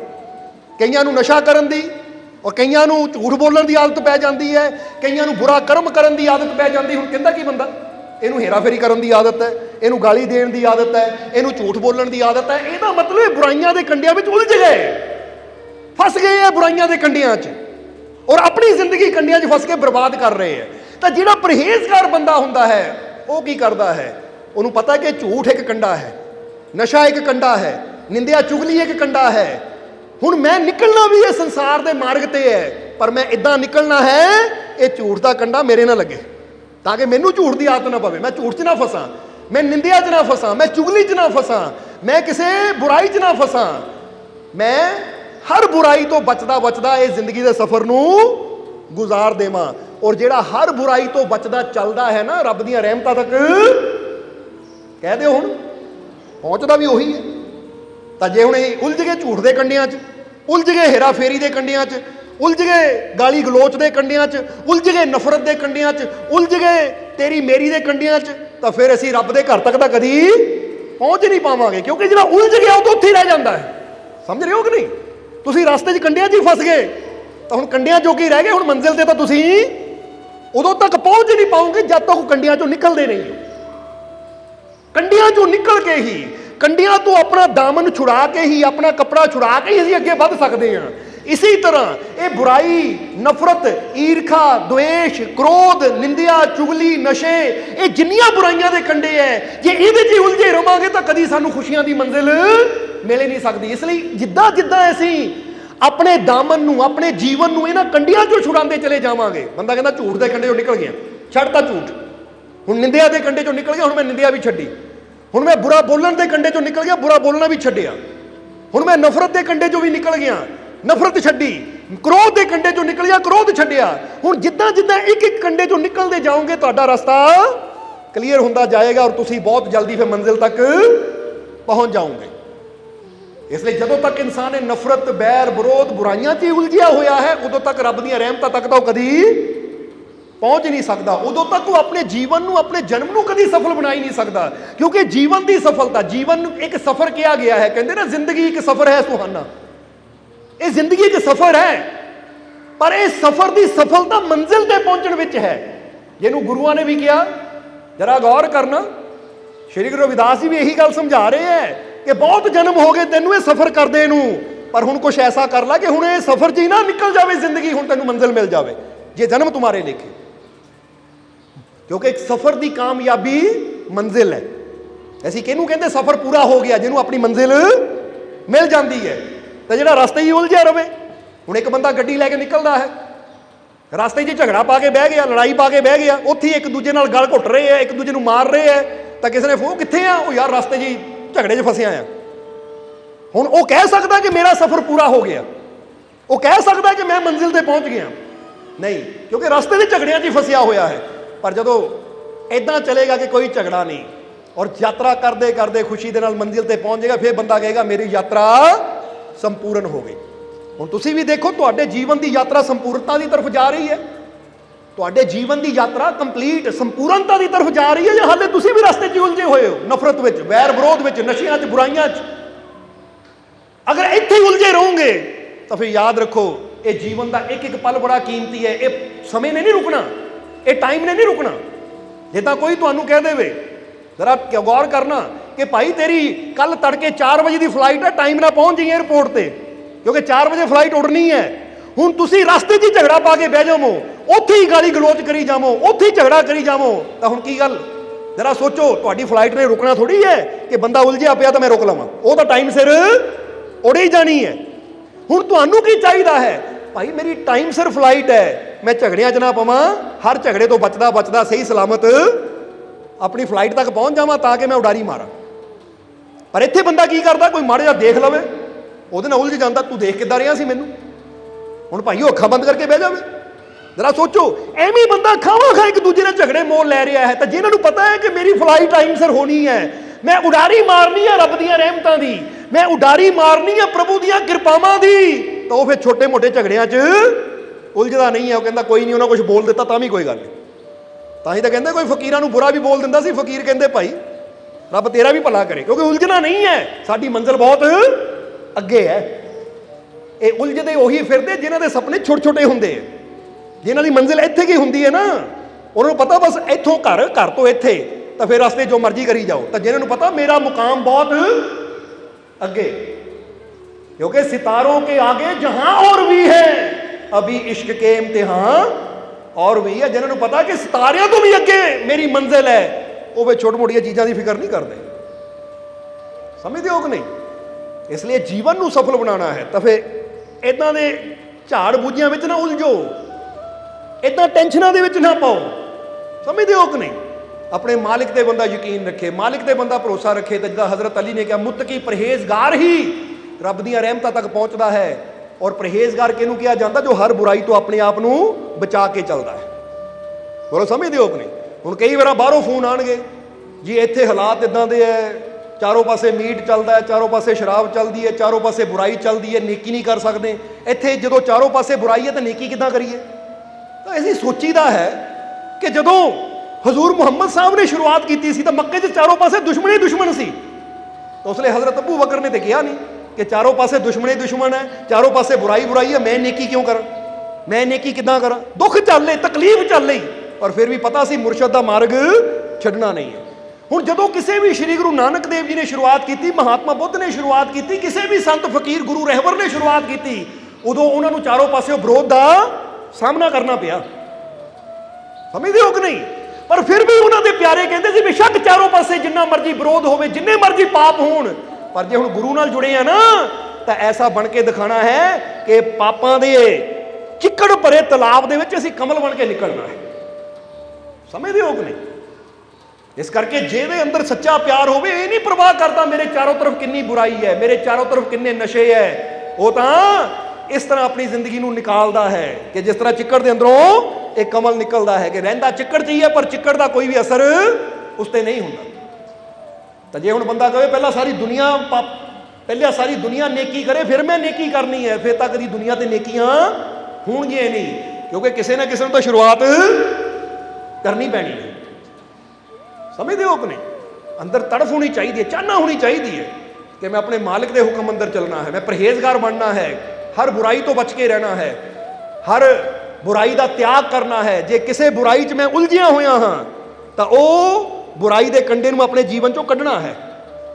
ਜਿੱਦਾਂ ਦੱਸਿਆ, ਕੱਪੜਾ ਫਸ ਜਾਵੇ ਨਾ ਤਾਂ ਬੰਦਾ ਉਹਨੂੰ ਕੱਢ ਕੇ ਅੱਗੇ ਵੱਧਦਾ ਹੈ, ਜੇ ਫਸਿਆ ਹੈ ਤਾਂ ਉਦੋਂ ਤੱਕ ਬੰਦਾ ਉੱਥੇ ਹੀ ਖੜਾ ਰਹਿ ਜਾਂਦਾ ਜਦ ਤੱਕ ਉਹ ਨਿਕਲਦਾ ਨਹੀਂ ਹੈ। ਇਸੇ ਤਰ੍ਹਾਂ ਜੇ ਅਸੀਂ ਵੀ ਬੇਵਿਸ਼ਵਾਸੀ ਦੇ ਕੰਡਿਆਂ 'ਚ ਉਲਝੇ ਹਾਂ ਤਾਂ ਫਿਰ ਮਾਲਿਕ ਦੀ ਰਹਿਮਤਾਂ ਤੱਕ ਕਿੱਦਾਂ ਪਹੁੰਚਾਂਗੇ? ਜੇ ਅਸੀਂ ਵੀ ਨਫ਼ਰਤ ਦੇ ਕੰਡਿਆਂ 'ਚ ਉਲਝੀਆਂ ਤਾਂ ਉਹਦੀਆਂ ਰਹਿਮਤਾਂ ਤੱਕ ਕਿੱਦਾਂ ਪਹੁੰਚਾਂਗੇ? ਇਸ ਲਈ ਇੱਕ ਇੱਕ ਕਰਕੇ ਇਹਨਾਂ ਕੰਡਿਆਂ ਨੂੰ ਆਪਣੇ ਆਪ ਤੋਂ ਦੂਰ ਕਰੋ, ਛਡਾਓ ਆਪਣੇ ਦਾਮਨ। ਇੱਕ ਗੱਲ ਹਮੇਸ਼ਾ ਯਾਦ ਰੱਖਣਾ, ਕਿਸੇ ਨੇ ਸਾਨੂੰ ਪੁੱਛਿਆ ਕਿ ਮਾਲਕੋ ਭਵਿੱਖ ਬਦਲਿਆ ਜਾ ਸਕਦਾ ਹੈ? ਹੁਣ ਤੁਹਾਨੂੰ ਕੀ ਲੱਗਦਾ ਭਵਿੱਖ ਬਦਲਿਆ ਜਾ ਸਕਦਾ ਕਿ ਨਹੀਂ? ਜਰਾ ਹੁਣ ਗੌਰ ਕਰਨਾ, ਭਵਿੱਖ ਇਨਸਾਨ ਦੇ ਹੱਥ 'ਚ ਨਹੀਂ ਹੈ, ਇਸ ਲਈ ਬੰਦਾ ਭਵਿੱਖ ਨਾਲ ਕੁਝ ਨਹੀਂ ਕਰ ਸਕਦਾ। ਸਮਝਦੇ ਹੋ ਕਿ ਨਹੀਂ? ਕਿਉਂਕਿ ਆਉਣ ਵਾਲਾ ਕੱਲ ਬੰਦੇ ਦੇ ਹੱਥ 'ਚ ਹੈ ਨਹੀਂ, ਭਵਿੱਖ ਬੰਦੇ ਦੇ ਹੱਥ 'ਚ ਨਹੀਂ ਹੈ, ਬੰਦਾ ਕੁਝ ਨਹੀਂ ਕਰ ਸਕਦਾ, ਪਰ ਫਿਰ ਵੀ ਭਵਿੱਖ ਬਦਲਿਆ ਜਾ ਸਕਦਾ ਹੈ। ਉਹ ਕਿਸ ਤਰ੍ਹਾਂ? ਅੱਜ ਤੁਸੀਂ ਆਪਣੀ ਆਦਤ ਨੂੰ ਬਦਲ ਦਿਓ, ਅੱਜ ਤੁਹਾਡੀ ਆਦਤ ਬਦਲ ਜਾਏਗੀ ਤਾਂ ਕੱਲ ਤੁਹਾਡਾ ਭਵਿੱਖ ਆਪਣੇ ਆਪ ਹੀ ਬਦਲ ਜਾਏਗਾ, ਕਿਉਂਕਿ ਆਦਤਾਂ ਤੋਂ ਹੀ ਤੁਹਾਡਾ ਭਵਿੱਖ ਨਿਰਮਾਣ ਹੁੰਦਾ ਹੈ। ਸਮਝਦੇ ਹੋ ਕਿ ਨਹੀਂ?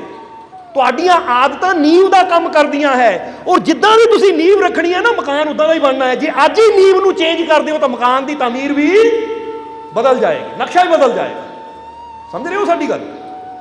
ਅੱਜ ਬੰਦੇ ਦੀ ਆਦਤ ਹੈ ਨਸ਼ਾ ਕਰਨ ਦੀ, ਜੂਆ ਖੇਡਣ ਦੀ, ਤਾਂ ਉਹਦਾ ਭਵਿੱਖ ਕੀ ਹੋਏਗਾ? ਸੋਚ ਕੇ ਦੇਖੋ, ਉਹਦਾ ਭਵਿੱਖ ਕੀ ਹੋਏਗਾ? ਕੱਲ ਨੂੰ ਸਭ ਕੁਝ ਗਵਾ ਕੇ ਬੈਠਾ ਹੋਏਗਾ, ਸਿਹਤ ਵੀ, ਕਾਰੋਬਾਰ ਵੀ, ਕਿਉਂਕਿ ਆਦਤ ਹੈ ਜੂਆ ਖੇਡਣ ਦੀ, ਨਸ਼ਾ ਕਰਨ ਦੀ। ਪਰ ਜੇ ਹੁਣੇ ਹੀ ਉਹ ਆਪਣੀ ਆਦਤ ਚੇਂਜ ਕਰ ਦੇਵੇ, ਮੈਂ ਨਸ਼ਾ ਛੱਡਿਆ, ਜੂਆ ਛੱਡਿਆ, ਫਿਰ ਉਹਦਾ ਭਵਿੱਖ ਕੀ ਹੋਏਗਾ? ਆਦਤ ਬਦਲਦੀ ਹੈ ਤਾਂ ਭਵਿੱਖ ਬਦਲ ਜਾਂਦਾ ਹੈ। ਅੱਜ ਬੰਦੇ ਨੂੰ ਆਦਤ ਹੈ ਤਲੀਆਂ ਚੀਜ਼ਾਂ ਖਾਣ ਦੀ, ਮੈਂ ਵੀ ਜ਼ਿਆਦਾ ਜਲੇਬੀਆਂ ਖਾ ਲਈਆਂ, ਸਮੋਸੇ ਖਾ ਲਏ, ਭਟੂਰੇ ਖਾ ਲਏ, ਛੋਲੇ ਖਾ ਲਏ, ਉਹਦਾ ਭਵਿੱਖ ਕੀ ਹੋਏਗਾ? ਸੋਚੋ, ਮੋਟਾਪਾ, ਬਿਮਾਰੀਆਂ। ਪਰ ਅੱਜ ਬੰਦਾ ਸੋਚੇ ਮੈਂ ਤਲੀਆਂ ਚੀਜ਼ਾਂ ਦਾ ਤਿਆਗ ਕਰਦਾ, ਅੱਜ ਤੋਂ ਮੈਂ ਹੈਲਦੀ ਚੀਜ਼ਾਂ ਖਾਣੀਆਂ ਹੈ, ਅੱਜ ਤੋਂ ਮੈਂ ਐਕਸਰਸਾਈਜ਼ ਕਰਨੀ ਹੈ, ਉਹਦਾ ਭਵਿੱਖ ਕੀ ਹੋਏਗਾ? ਤੰਦਰੁਸਤੀ ਭਰਿਆ ਜੀਵਨ।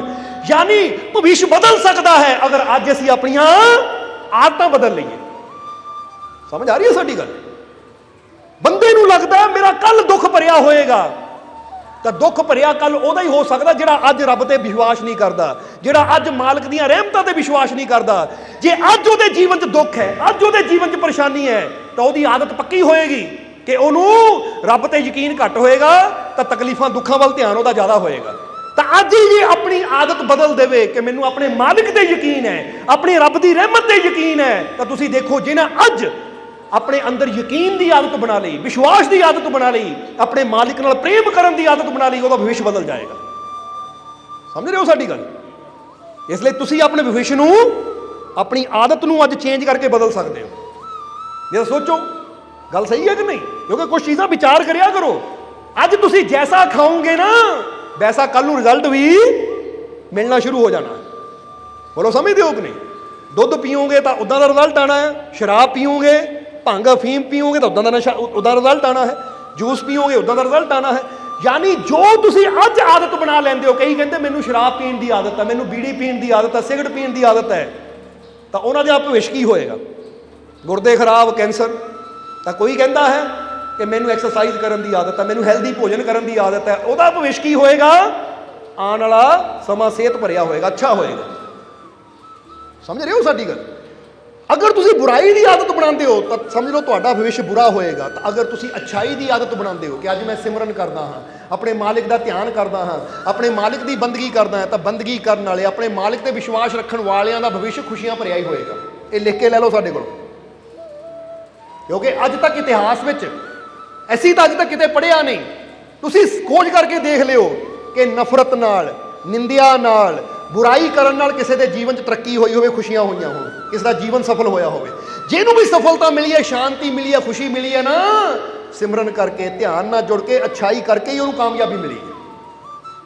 ਨਹੀਂ ਤਾਂ ਜਿਨ੍ਹਾਂ ਨੇ ਬੁਰਾਈ ਕੀਤੀ, ਚਾਹੇ ਬਾਦਸ਼ਾਹ ਸੀ, ਉਹਨਾਂ ਦਾ ਅੰਤ ਹੋ ਗਿਆ। ਔਰ ਇਦਾਂ ਅੰਤ ਹੋਇਆ ਕਿ ਅੱਜ ਦੁਨੀਆ ਪੜ੍ਹਦੀ ਹੈ ਉਹਨਾਂ ਦੇ ਜੀਵਨ ਬਾਰੇ। ਤਾਂ ਜਿਨ੍ਹਾਂ ਨੇ ਸਿਮਰਨ ਕੀਤਾ, ਉਹਨਾਂ ਦਾ ਨਾਮ ਅੱਜ ਇਦਾਂ ਗੂੰਜਦਾ ਹੈ ਕਿ ਅੱਜ ਦੁਨੀਆ ਉਹਨਾਂ ਦੀ ਜੈ ਜੈਕਾਰ ਕਰਦੀ ਹੈ। ਸਮਝਦੇ ਹੋ ਕਿ ਨਹੀਂ? ਇਸ ਲਈ ਅੱਛੀ ਆਦਤ ਬਣਾਓ। ਅੱਛੀ ਆਦਤ, ਆਪਣੇ ਮਾਲਿਕ ਦੇ ਵਿਸ਼ਵਾਸ ਦੀ ਆਦਤ, ਆਪਣੇ ਮਾਲਿਕ ਦੀ ਬੰਦਗੀ ਦੀ ਆਦਤ, ਆਪਣੇ ਮਾਲਿਕ ਤੇ ਯਕੀਨ ਦੀ ਆਦਤ ਤੁਹਾਡੇ ਜੀਵਨ ਨੂੰ ਖੁਸ਼ਹਾਲ ਬਣਾ ਦੇਵੇਗੀ। ਤੁਹਾਡੇ ਜੀਵਨ 'ਚੋਂ ਸਾਰੇ ਡਰ, ਸਾਰੀਆਂ ਚਿੰਤਾਵਾਂ ਦੂਰ ਕਰ ਦੇਵੇਗੀ। ਇਹ ਯਾਦ ਰੱਖਣਾ ਤੁਸੀਂ ਕਿ ਆਪਣੇ ਅੰਦਰ ਵਿਸ਼ਵਾਸ ਪੈਦਾ ਕਰੋ, ਯਕੀਨ ਪੈਦਾ ਕਰੋ ਔਰ ਪਰਹੇਜ਼ਗਾਰ ਬਣੋ ਤੁਸੀਂ ਵੀ। ਫਿਰ ਤੁਹਾਨੂੰ ਰੱਬ ਦੀਆਂ ਰਹਿਮਤਾਂ ਮਿਲਣਗੀਆਂ। ਪਰਹੇਜ਼ ਕਰਨਾ ਨੈਗੇਟਿਵਿਟੀ ਤੋਂ, ਕਿ ਬੁਰਾ ਨਹੀਂ ਸੋਚਣਾ। ਬੋਲੋ ਸਮਝਦੇ ਹੋ ਕਿ ਨਹੀਂ? ਬੁਰਾ ਸੋਚਣ ਦਾ ਮਤਲਬ ਹਾਏ ਮੇਰਾ ਆਹ ਬੁਰਾ ਨਾ ਹੋ ਜਾਵੇ। ਜਿੱਦਾਂ ਹੁਣ ਫਰਜ਼ ਕਰੋ ਬੰਦਾ ਬੈਠਾ ਹਾਏ ਦੁਨੀਆ ਤੇ ਕਰੋਨਾ ਨਾ ਹੋ ਜਾਵੇ, ਮੈਨੂੰ ਕਿਤੇ ਬੜਾ ਦੁਨੀਆ ਤੇ ਕਰੋਨਾ ਨਾ ਹੋ ਜਾਵੇ, ਮੈਨੂੰ ਨਾ ਹੋ ਜਾਵੇ। ਨੈਗੇਟਿਵਿਟੀ ਹੈ। ਬਲਕਿ ਕੀ ਸੋਚੋ, ਉਹ ਮੇਰਾ ਮਾਲਿਕ ਮੇਰੇ ਨਾਲ ਹੈ, ਕੋਈ ਬੁਰੀ ਚੀਜ਼ ਮੇਰੇ ਲਾਗੇ। ਜਿੱਦਾਂ ਹੀ ਦੱਸੀਦਾ ਨਾ, I am son of the god, no evil can touch me. ਮੈਂ ਈਸ਼ਵਰ ਦਾ ਬੇਟਾ ਹਾਂ, ਮੈਂ ਪਰਮਾਤਮਾ ਦਾ ਬੇਟਾ ਹਾਂ, ਕੋਈ ਬੁਰੀ ਚੀਜ਼ ਮੇਰੇ ਲਾਗੇ ਨਹੀਂ ਆ ਸਕਦੀ। ਕਿਹਦੇ ਬੱਚੇ ਹੋ ਤੁਸੀਂ? ਕਿਹਨੇ ਬਣਾਇਆ ਤੁਹਾਨੂੰ? ਰੱਬ ਦੇ ਹੋ ਕਿ ਨਹੀਂ? ਜਰਾ ਗੌਰ ਕਰੋ। ਪਰਮਾਤਮਾ ਦੇ ਬੱਚੇ ਹੋ ਤੁਸੀਂ, ਈਸ਼ਵਰ ਨੇ, ਉਸ ਮਾਲਿਕ ਨੇ ਤੁਹਾਨੂੰ ਪੈਦਾ ਕੀਤਾ ਹੈ, ਉਹਦੀ ਸ਼ਕਤੀ ਹੈ ਤੁਹਾਡੇ ਅੰਦਰ। ਤਾਂ ਜੇ ਉਹਦੀ ਸ਼ਕਤੀ ਤੁਹਾਡੇ ਅੰਦਰ ਹੈ ਤਾਂ ਫਿਰ ਕੋਈ ਬੁਰੀ ਚੀਜ਼ ਤੁਹਾਨੂੰ ਛੂ ਨਹੀਂ ਸਕਦੀ, ਅਗਰ ਤੁਹਾਨੂੰ ਆਪਣੀ ਉਹ ਤਾਕਤ ਤੇ ਆਪਣੇ ਰੱਬ ਤੇ ਵਿਸ਼ਵਾਸ ਹੈ। ਪਰ ਬੰਦਾ ਮਾੜੀਆਂ ਮਾੜੀਆਂ ਚੀਜ਼ਾਂ ਤੋਂ ਡਰ ਜਾਂਦਾ ਹੈ। ਔਰ ਅਸੀਂ ਜਿੱਦਾਂ ਪਹਿਲਾਂ ਦੱਸਿਆ, ਜਿੱਦਾਂ ਡਰ ਅੰਦਰ ਆਉਂਦਾ ਹੈ ਤਾਂ ਡਰ ਦਾ ਵਾਲਾ ਬੰਦਾ ਹੀ ਮਰਦਾ ਹੈ। ਇੱਥੇ ਇੱਕ ਗੱਲ ਦੱਸੀ ਦੀ ਹੈ, ਅਸੀਂ ਇੱਕ ਨਿਊਜ਼ਪੇਪਰ 'ਚ ਪੜ੍ਹਿਆ ਅਸੀਂ, ਤਕਰੀਬਨ 2.5-3 ਸਾਲ ਪਹਿਲਾਂ ਦੀ ਗੱਲ ਹੈ, ਜਦੋਂ ਪੜ੍ਹ ਰਹੇ ਸੀ ਨਿਊਜ਼ਪੇਪਰ ਤੋਂ, 'ਚ ਆਇਆ ਕਿ ਇੱਕ ਆਦਮੀ ਦੀ ਸੱਪ ਨੇ ਜਾਨ ਲੈ ਲਈ। ਹੈਡਿੰਗ ਕਰਕੇ ਲਿਖਿਆ ਸੀ, ਸੱਪ ਦੇ ਕਾਰਨ ਆਦਮੀ ਦੀ ਮੌਤ। ਅਸੀਂ ਕਿਹਾ ਪੜ੍ਹ ਕੇ ਦੇਖੀਏ ਸੱਪ ਨੇ ਕਿੱਦਾਂ ਆਦਮੀ ਦੀ ਜਾਨ ਲਈ। ਤਾਂ ਕੀ ਪੜ੍ਹਿਆ ਖਬਰ ਕਿ ਬੰਦਾ ਕੁਰਸੀ ਤੇ ਬੈਠਾ ਹੋਇਆ ਸੀ, 60-65 ਸਾਲ ਦੀ ਉਹਦੀ ਉਮਰ ਸੀ ਤਕਰੀਬਨ। ਤਾਂ ਉਹਦੇ ਘਰ 'ਚ ਨਾ ਕਾਲਾ ਸੱਪ ਆ ਗਿਆ। ਜਦੋਂ ਕਾਲਾ ਸੱਪ ਆਇਆ, ਉਹਨੇ ਸਾਹਮਣੇ ਦੇਖਿਆ ਘਰ 'ਚ ਵੜਦੇ ਨੂੰ, ਤਾਂ ਸੱਪ ਨੂੰ ਦੇਖ ਕੇ ਹੀ ਉਹ ਇੰਨਾ ਡਰ ਗਿਆ, ਉਹਦਾ ਸਰੀਰ ਕੰਬਣ ਲੱਗ ਗਿਆ, ਉਹਨੂੰ ਹਾਰਟ ਅਟੈਕ ਹੋ ਗਿਆ। ਸੱਚੀ ਗੱਲ ਦੱਸ ਰਹੀ ਹਾਂ ਤੁਹਾਨੂੰ, ਨਿਊਜ਼ਪੇਪਰ ਤੇ ਆਈ ਸੀ। ਹੁਣ ਲਿਖਿਆ ਹੋਇਆ ਕਿ ਸੱਪ ਨੇ ਬੰਦੇ ਦੀ ਜਾਨ ਲੈ ਲਈ। ਜਦੋਂ ਹੀ ਪੜ੍ਹਿਆ ਸੀਗਾ, ਕਮਾਲ ਦੀ ਗੱਲ ਹੈ, ਨਾ ਸੱਪ ਨੇ ਡੰਗ ਮਾਰਿਆ, ਨਾ ਸੱਪ ਉਹਦੇ ਸਰੀਰ ਤੇ ਚੜਿਆ, ਸੱਪ ਤਾਂ ਵਿਚਾਰਾ ਸਾਹਮਣੇ ਨਿਕਲ ਗਿਆ।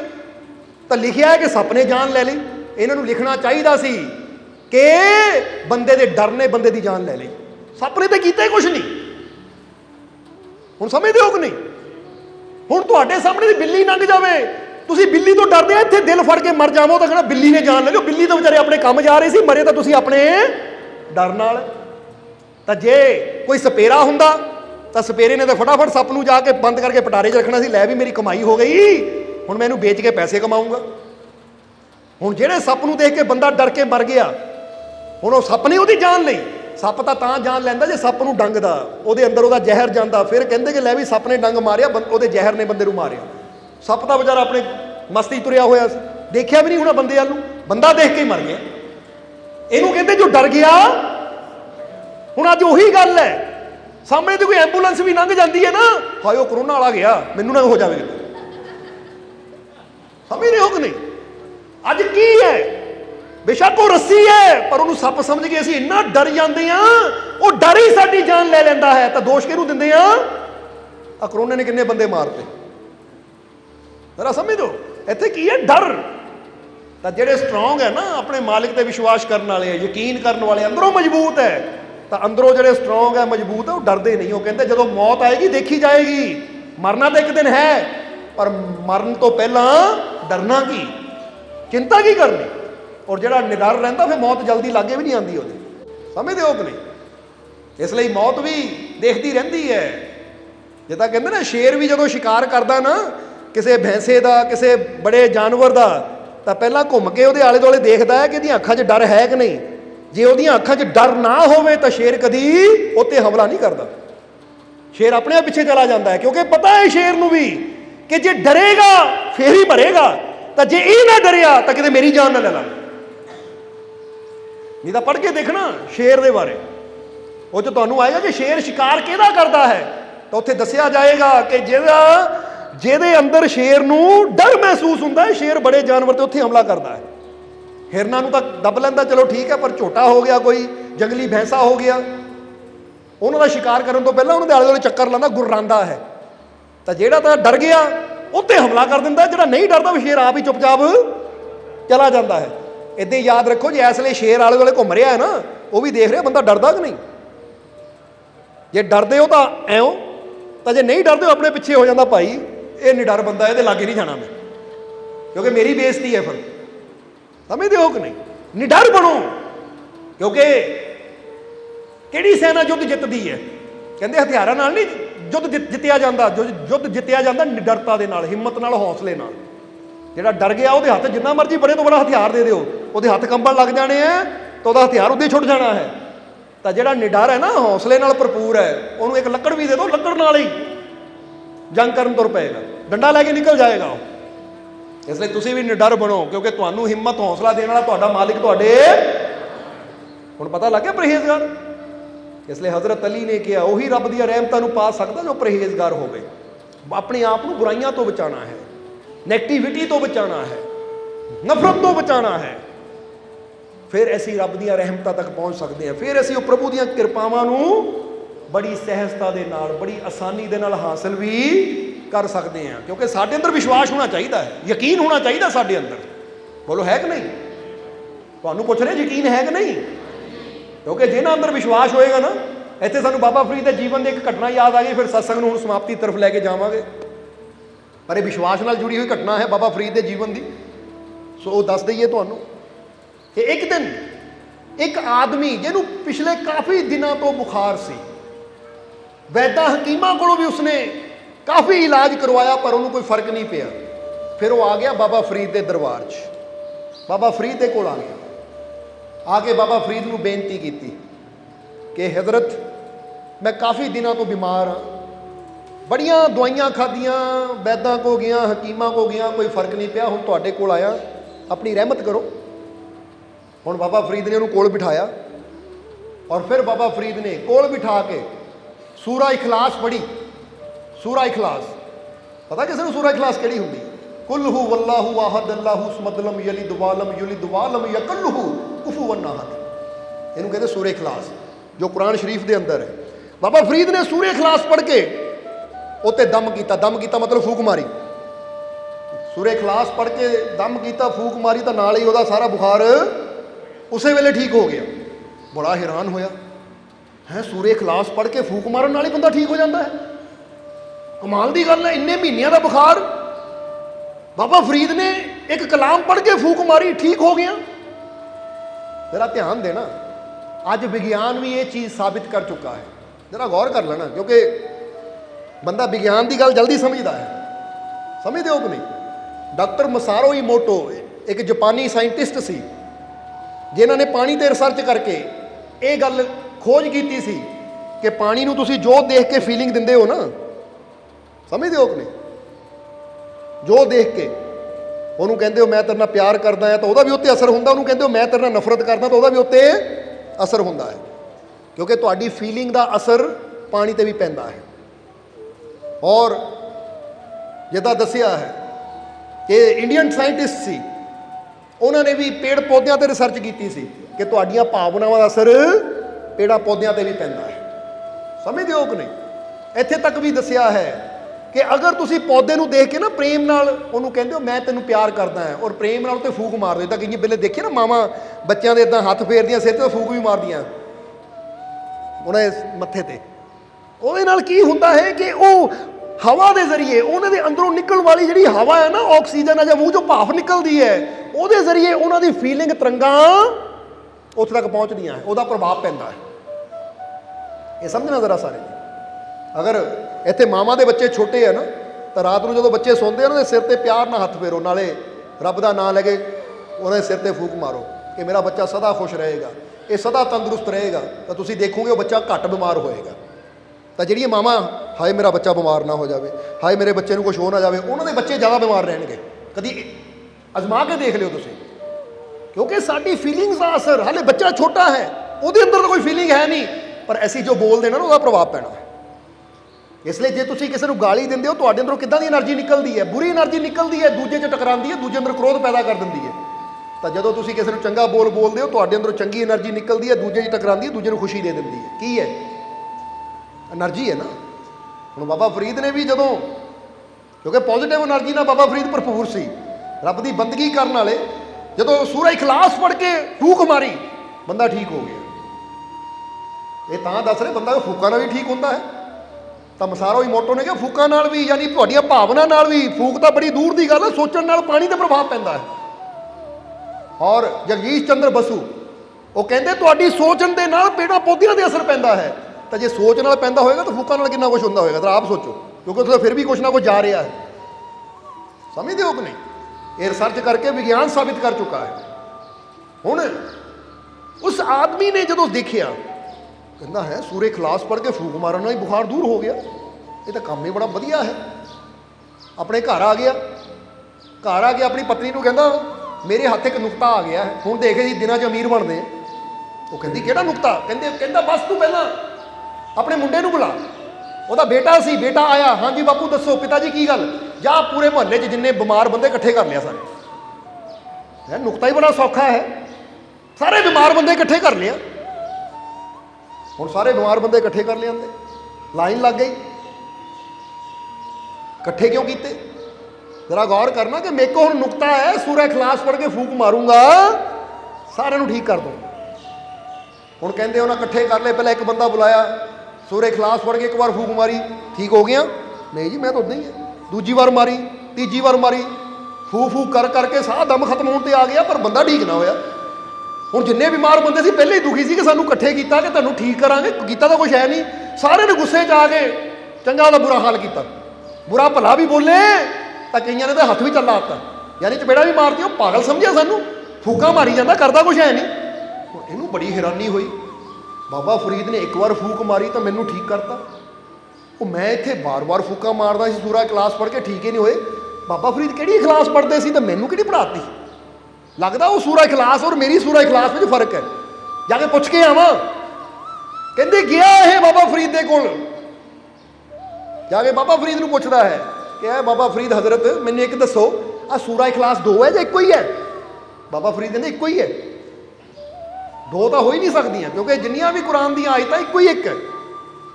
ਇਹ ਨਹੀਂ ਕਿ ਦੋ ਨਾਵਾਂ ਦੀ ਯਾਨੀ ਇੱਕ ਆਇਤ, ਜਾਂ ਕਹਿ ਲਓ ਕਿ ਦੋ ਨਾਵਾਂ ਦੀ ਇੱਕ ਆਇਤ ਹੋਵੇ, ਜਾਂ ਇੱਕੋ ਹੀ ਆਇਤ ਦੇ ਜਾਂ ਦੋ ਆਇਤਾਂ ਦਾ ਇੱਕ ਨਾਮ ਹੋਵੇ, ਇੱਦਾਂ ਨਹੀਂ ਹੈ।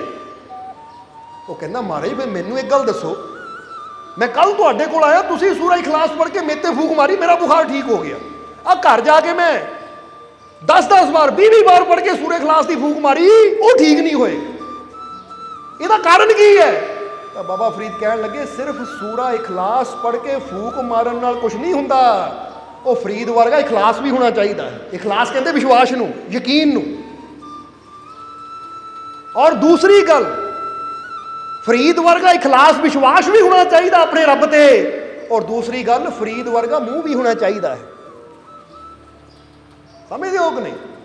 ਕਲਮੇ ਕਲਾਮ ਸ਼ਬਦ ਉਹੀ ਹੁੰਦੇ ਹੈ, ਪਰ ਵਿਸ਼ਵਾਸ ਦਾ ਔਰ ਇਹ ਜ਼ੁਬਾਨ ਦਾ ਬੜਾ ਫਰਕ ਪੈ ਜਾਂਦਾ, ਕਿਹੜੀ ਜ਼ੁਬਾਨ ਚੋਂ ਨਿਕਲ ਰਿਹਾ। ਸਮਝਦੇ ਹੋ ਕਿ ਨਹੀਂ? ਉਹ ਕਹਿੰਦਾ ਮਹਾਰਾਜ ਮੈਂ ਸਮਝਿਆ ਨਹੀਂ ਕਿ ਤੁਸੀਂ ਕਹਿੰਦੇ ਜ਼ੁਬਾਨ ਵੀ ਹੋਣੀ ਚਾਹੀਦੀ ਹੈ ਫਰੀਦ ਵਰਗੀ, ਵਿਸ਼ਵਾਸ ਵੀ ਫਰੀਦ ਵਰਗਾ ਹੋਣਾ ਚਾਹੀਦਾ। ਬਾਬਾ ਫਰੀਦ ਕਹਿੰਦੇ ਹਾਂ ਗੱਲ ਹੀ ਇੱਥੇ ਮੁੱਕਦੀ ਹੈ। ਸਿਰਫ ਕਲਮੇ ਕਲਾਮ ਕੁਛ ਨਹੀਂ ਕਰਦੇ, ਬੰਦੇ ਦਾ ਆਪਣੇ ਰੱਬ ਤੇ ਵਿਸ਼ਵਾਸ ਵੀ ਪੂਰਨ ਹੋਣਾ ਚਾਹੀਦਾ ਹੈ। ਔਰ ਦੂਜੀ ਗੱਲ, ਫਰੀਦ ਵਰਗਾ ਮੂੰਹ ਦਾ ਮਤਲਬ ਕੀ ਹੈ? ਉਹ ਮੈਂ ਕਦੀ ਝੂਠ ਨਹੀਂ ਬੋਲਿਆ, ਇਹ ਜ਼ੁਬਾਨ ਤੋਂ ਸਦਾ ਸੱਚ ਨਿਕਲਿਆ ਹੈ। ਇਹ ਜ਼ੁਬਾਨ ਤੋਂ ਕਦੀ ਕਿਸੇ ਦੀ ਨਿੰਦਿਆ ਨਹੀਂ ਨਿਕਲੀ, ਕਦੀ ਕਿਸੇ ਨੂੰ ਬੁਰੇ ਸ਼ਬਦ ਨਹੀਂ ਨਿਕਲੇ, ਇਹ ਜ਼ੁਬਾਨ ਚੋਂ ਕਦੀ ਗਾਲੀ ਨਹੀਂ ਨਿਕਲੀ, ਇਹ ਜ਼ੁਬਾਨ ਚੋਂ ਕਦੀ ਐਸਾ ਲਫ਼ਜ਼ ਨਹੀਂ ਨਿਕਲਿਆ ਜਿਹਦੇ ਨਾਲ ਕਿਸੇ ਨੂੰ ਤਕਲੀਫ ਹੋਈ ਹੋਵੇ। ਇਹਨੂੰ ਕਹਿੰਦੇ ਫਰੀਦ ਵਰਗੀ ਜ਼ੁਬਾਨ ਵੀ ਹੋਣੀ ਚਾਹੀਦੀ ਹੈ।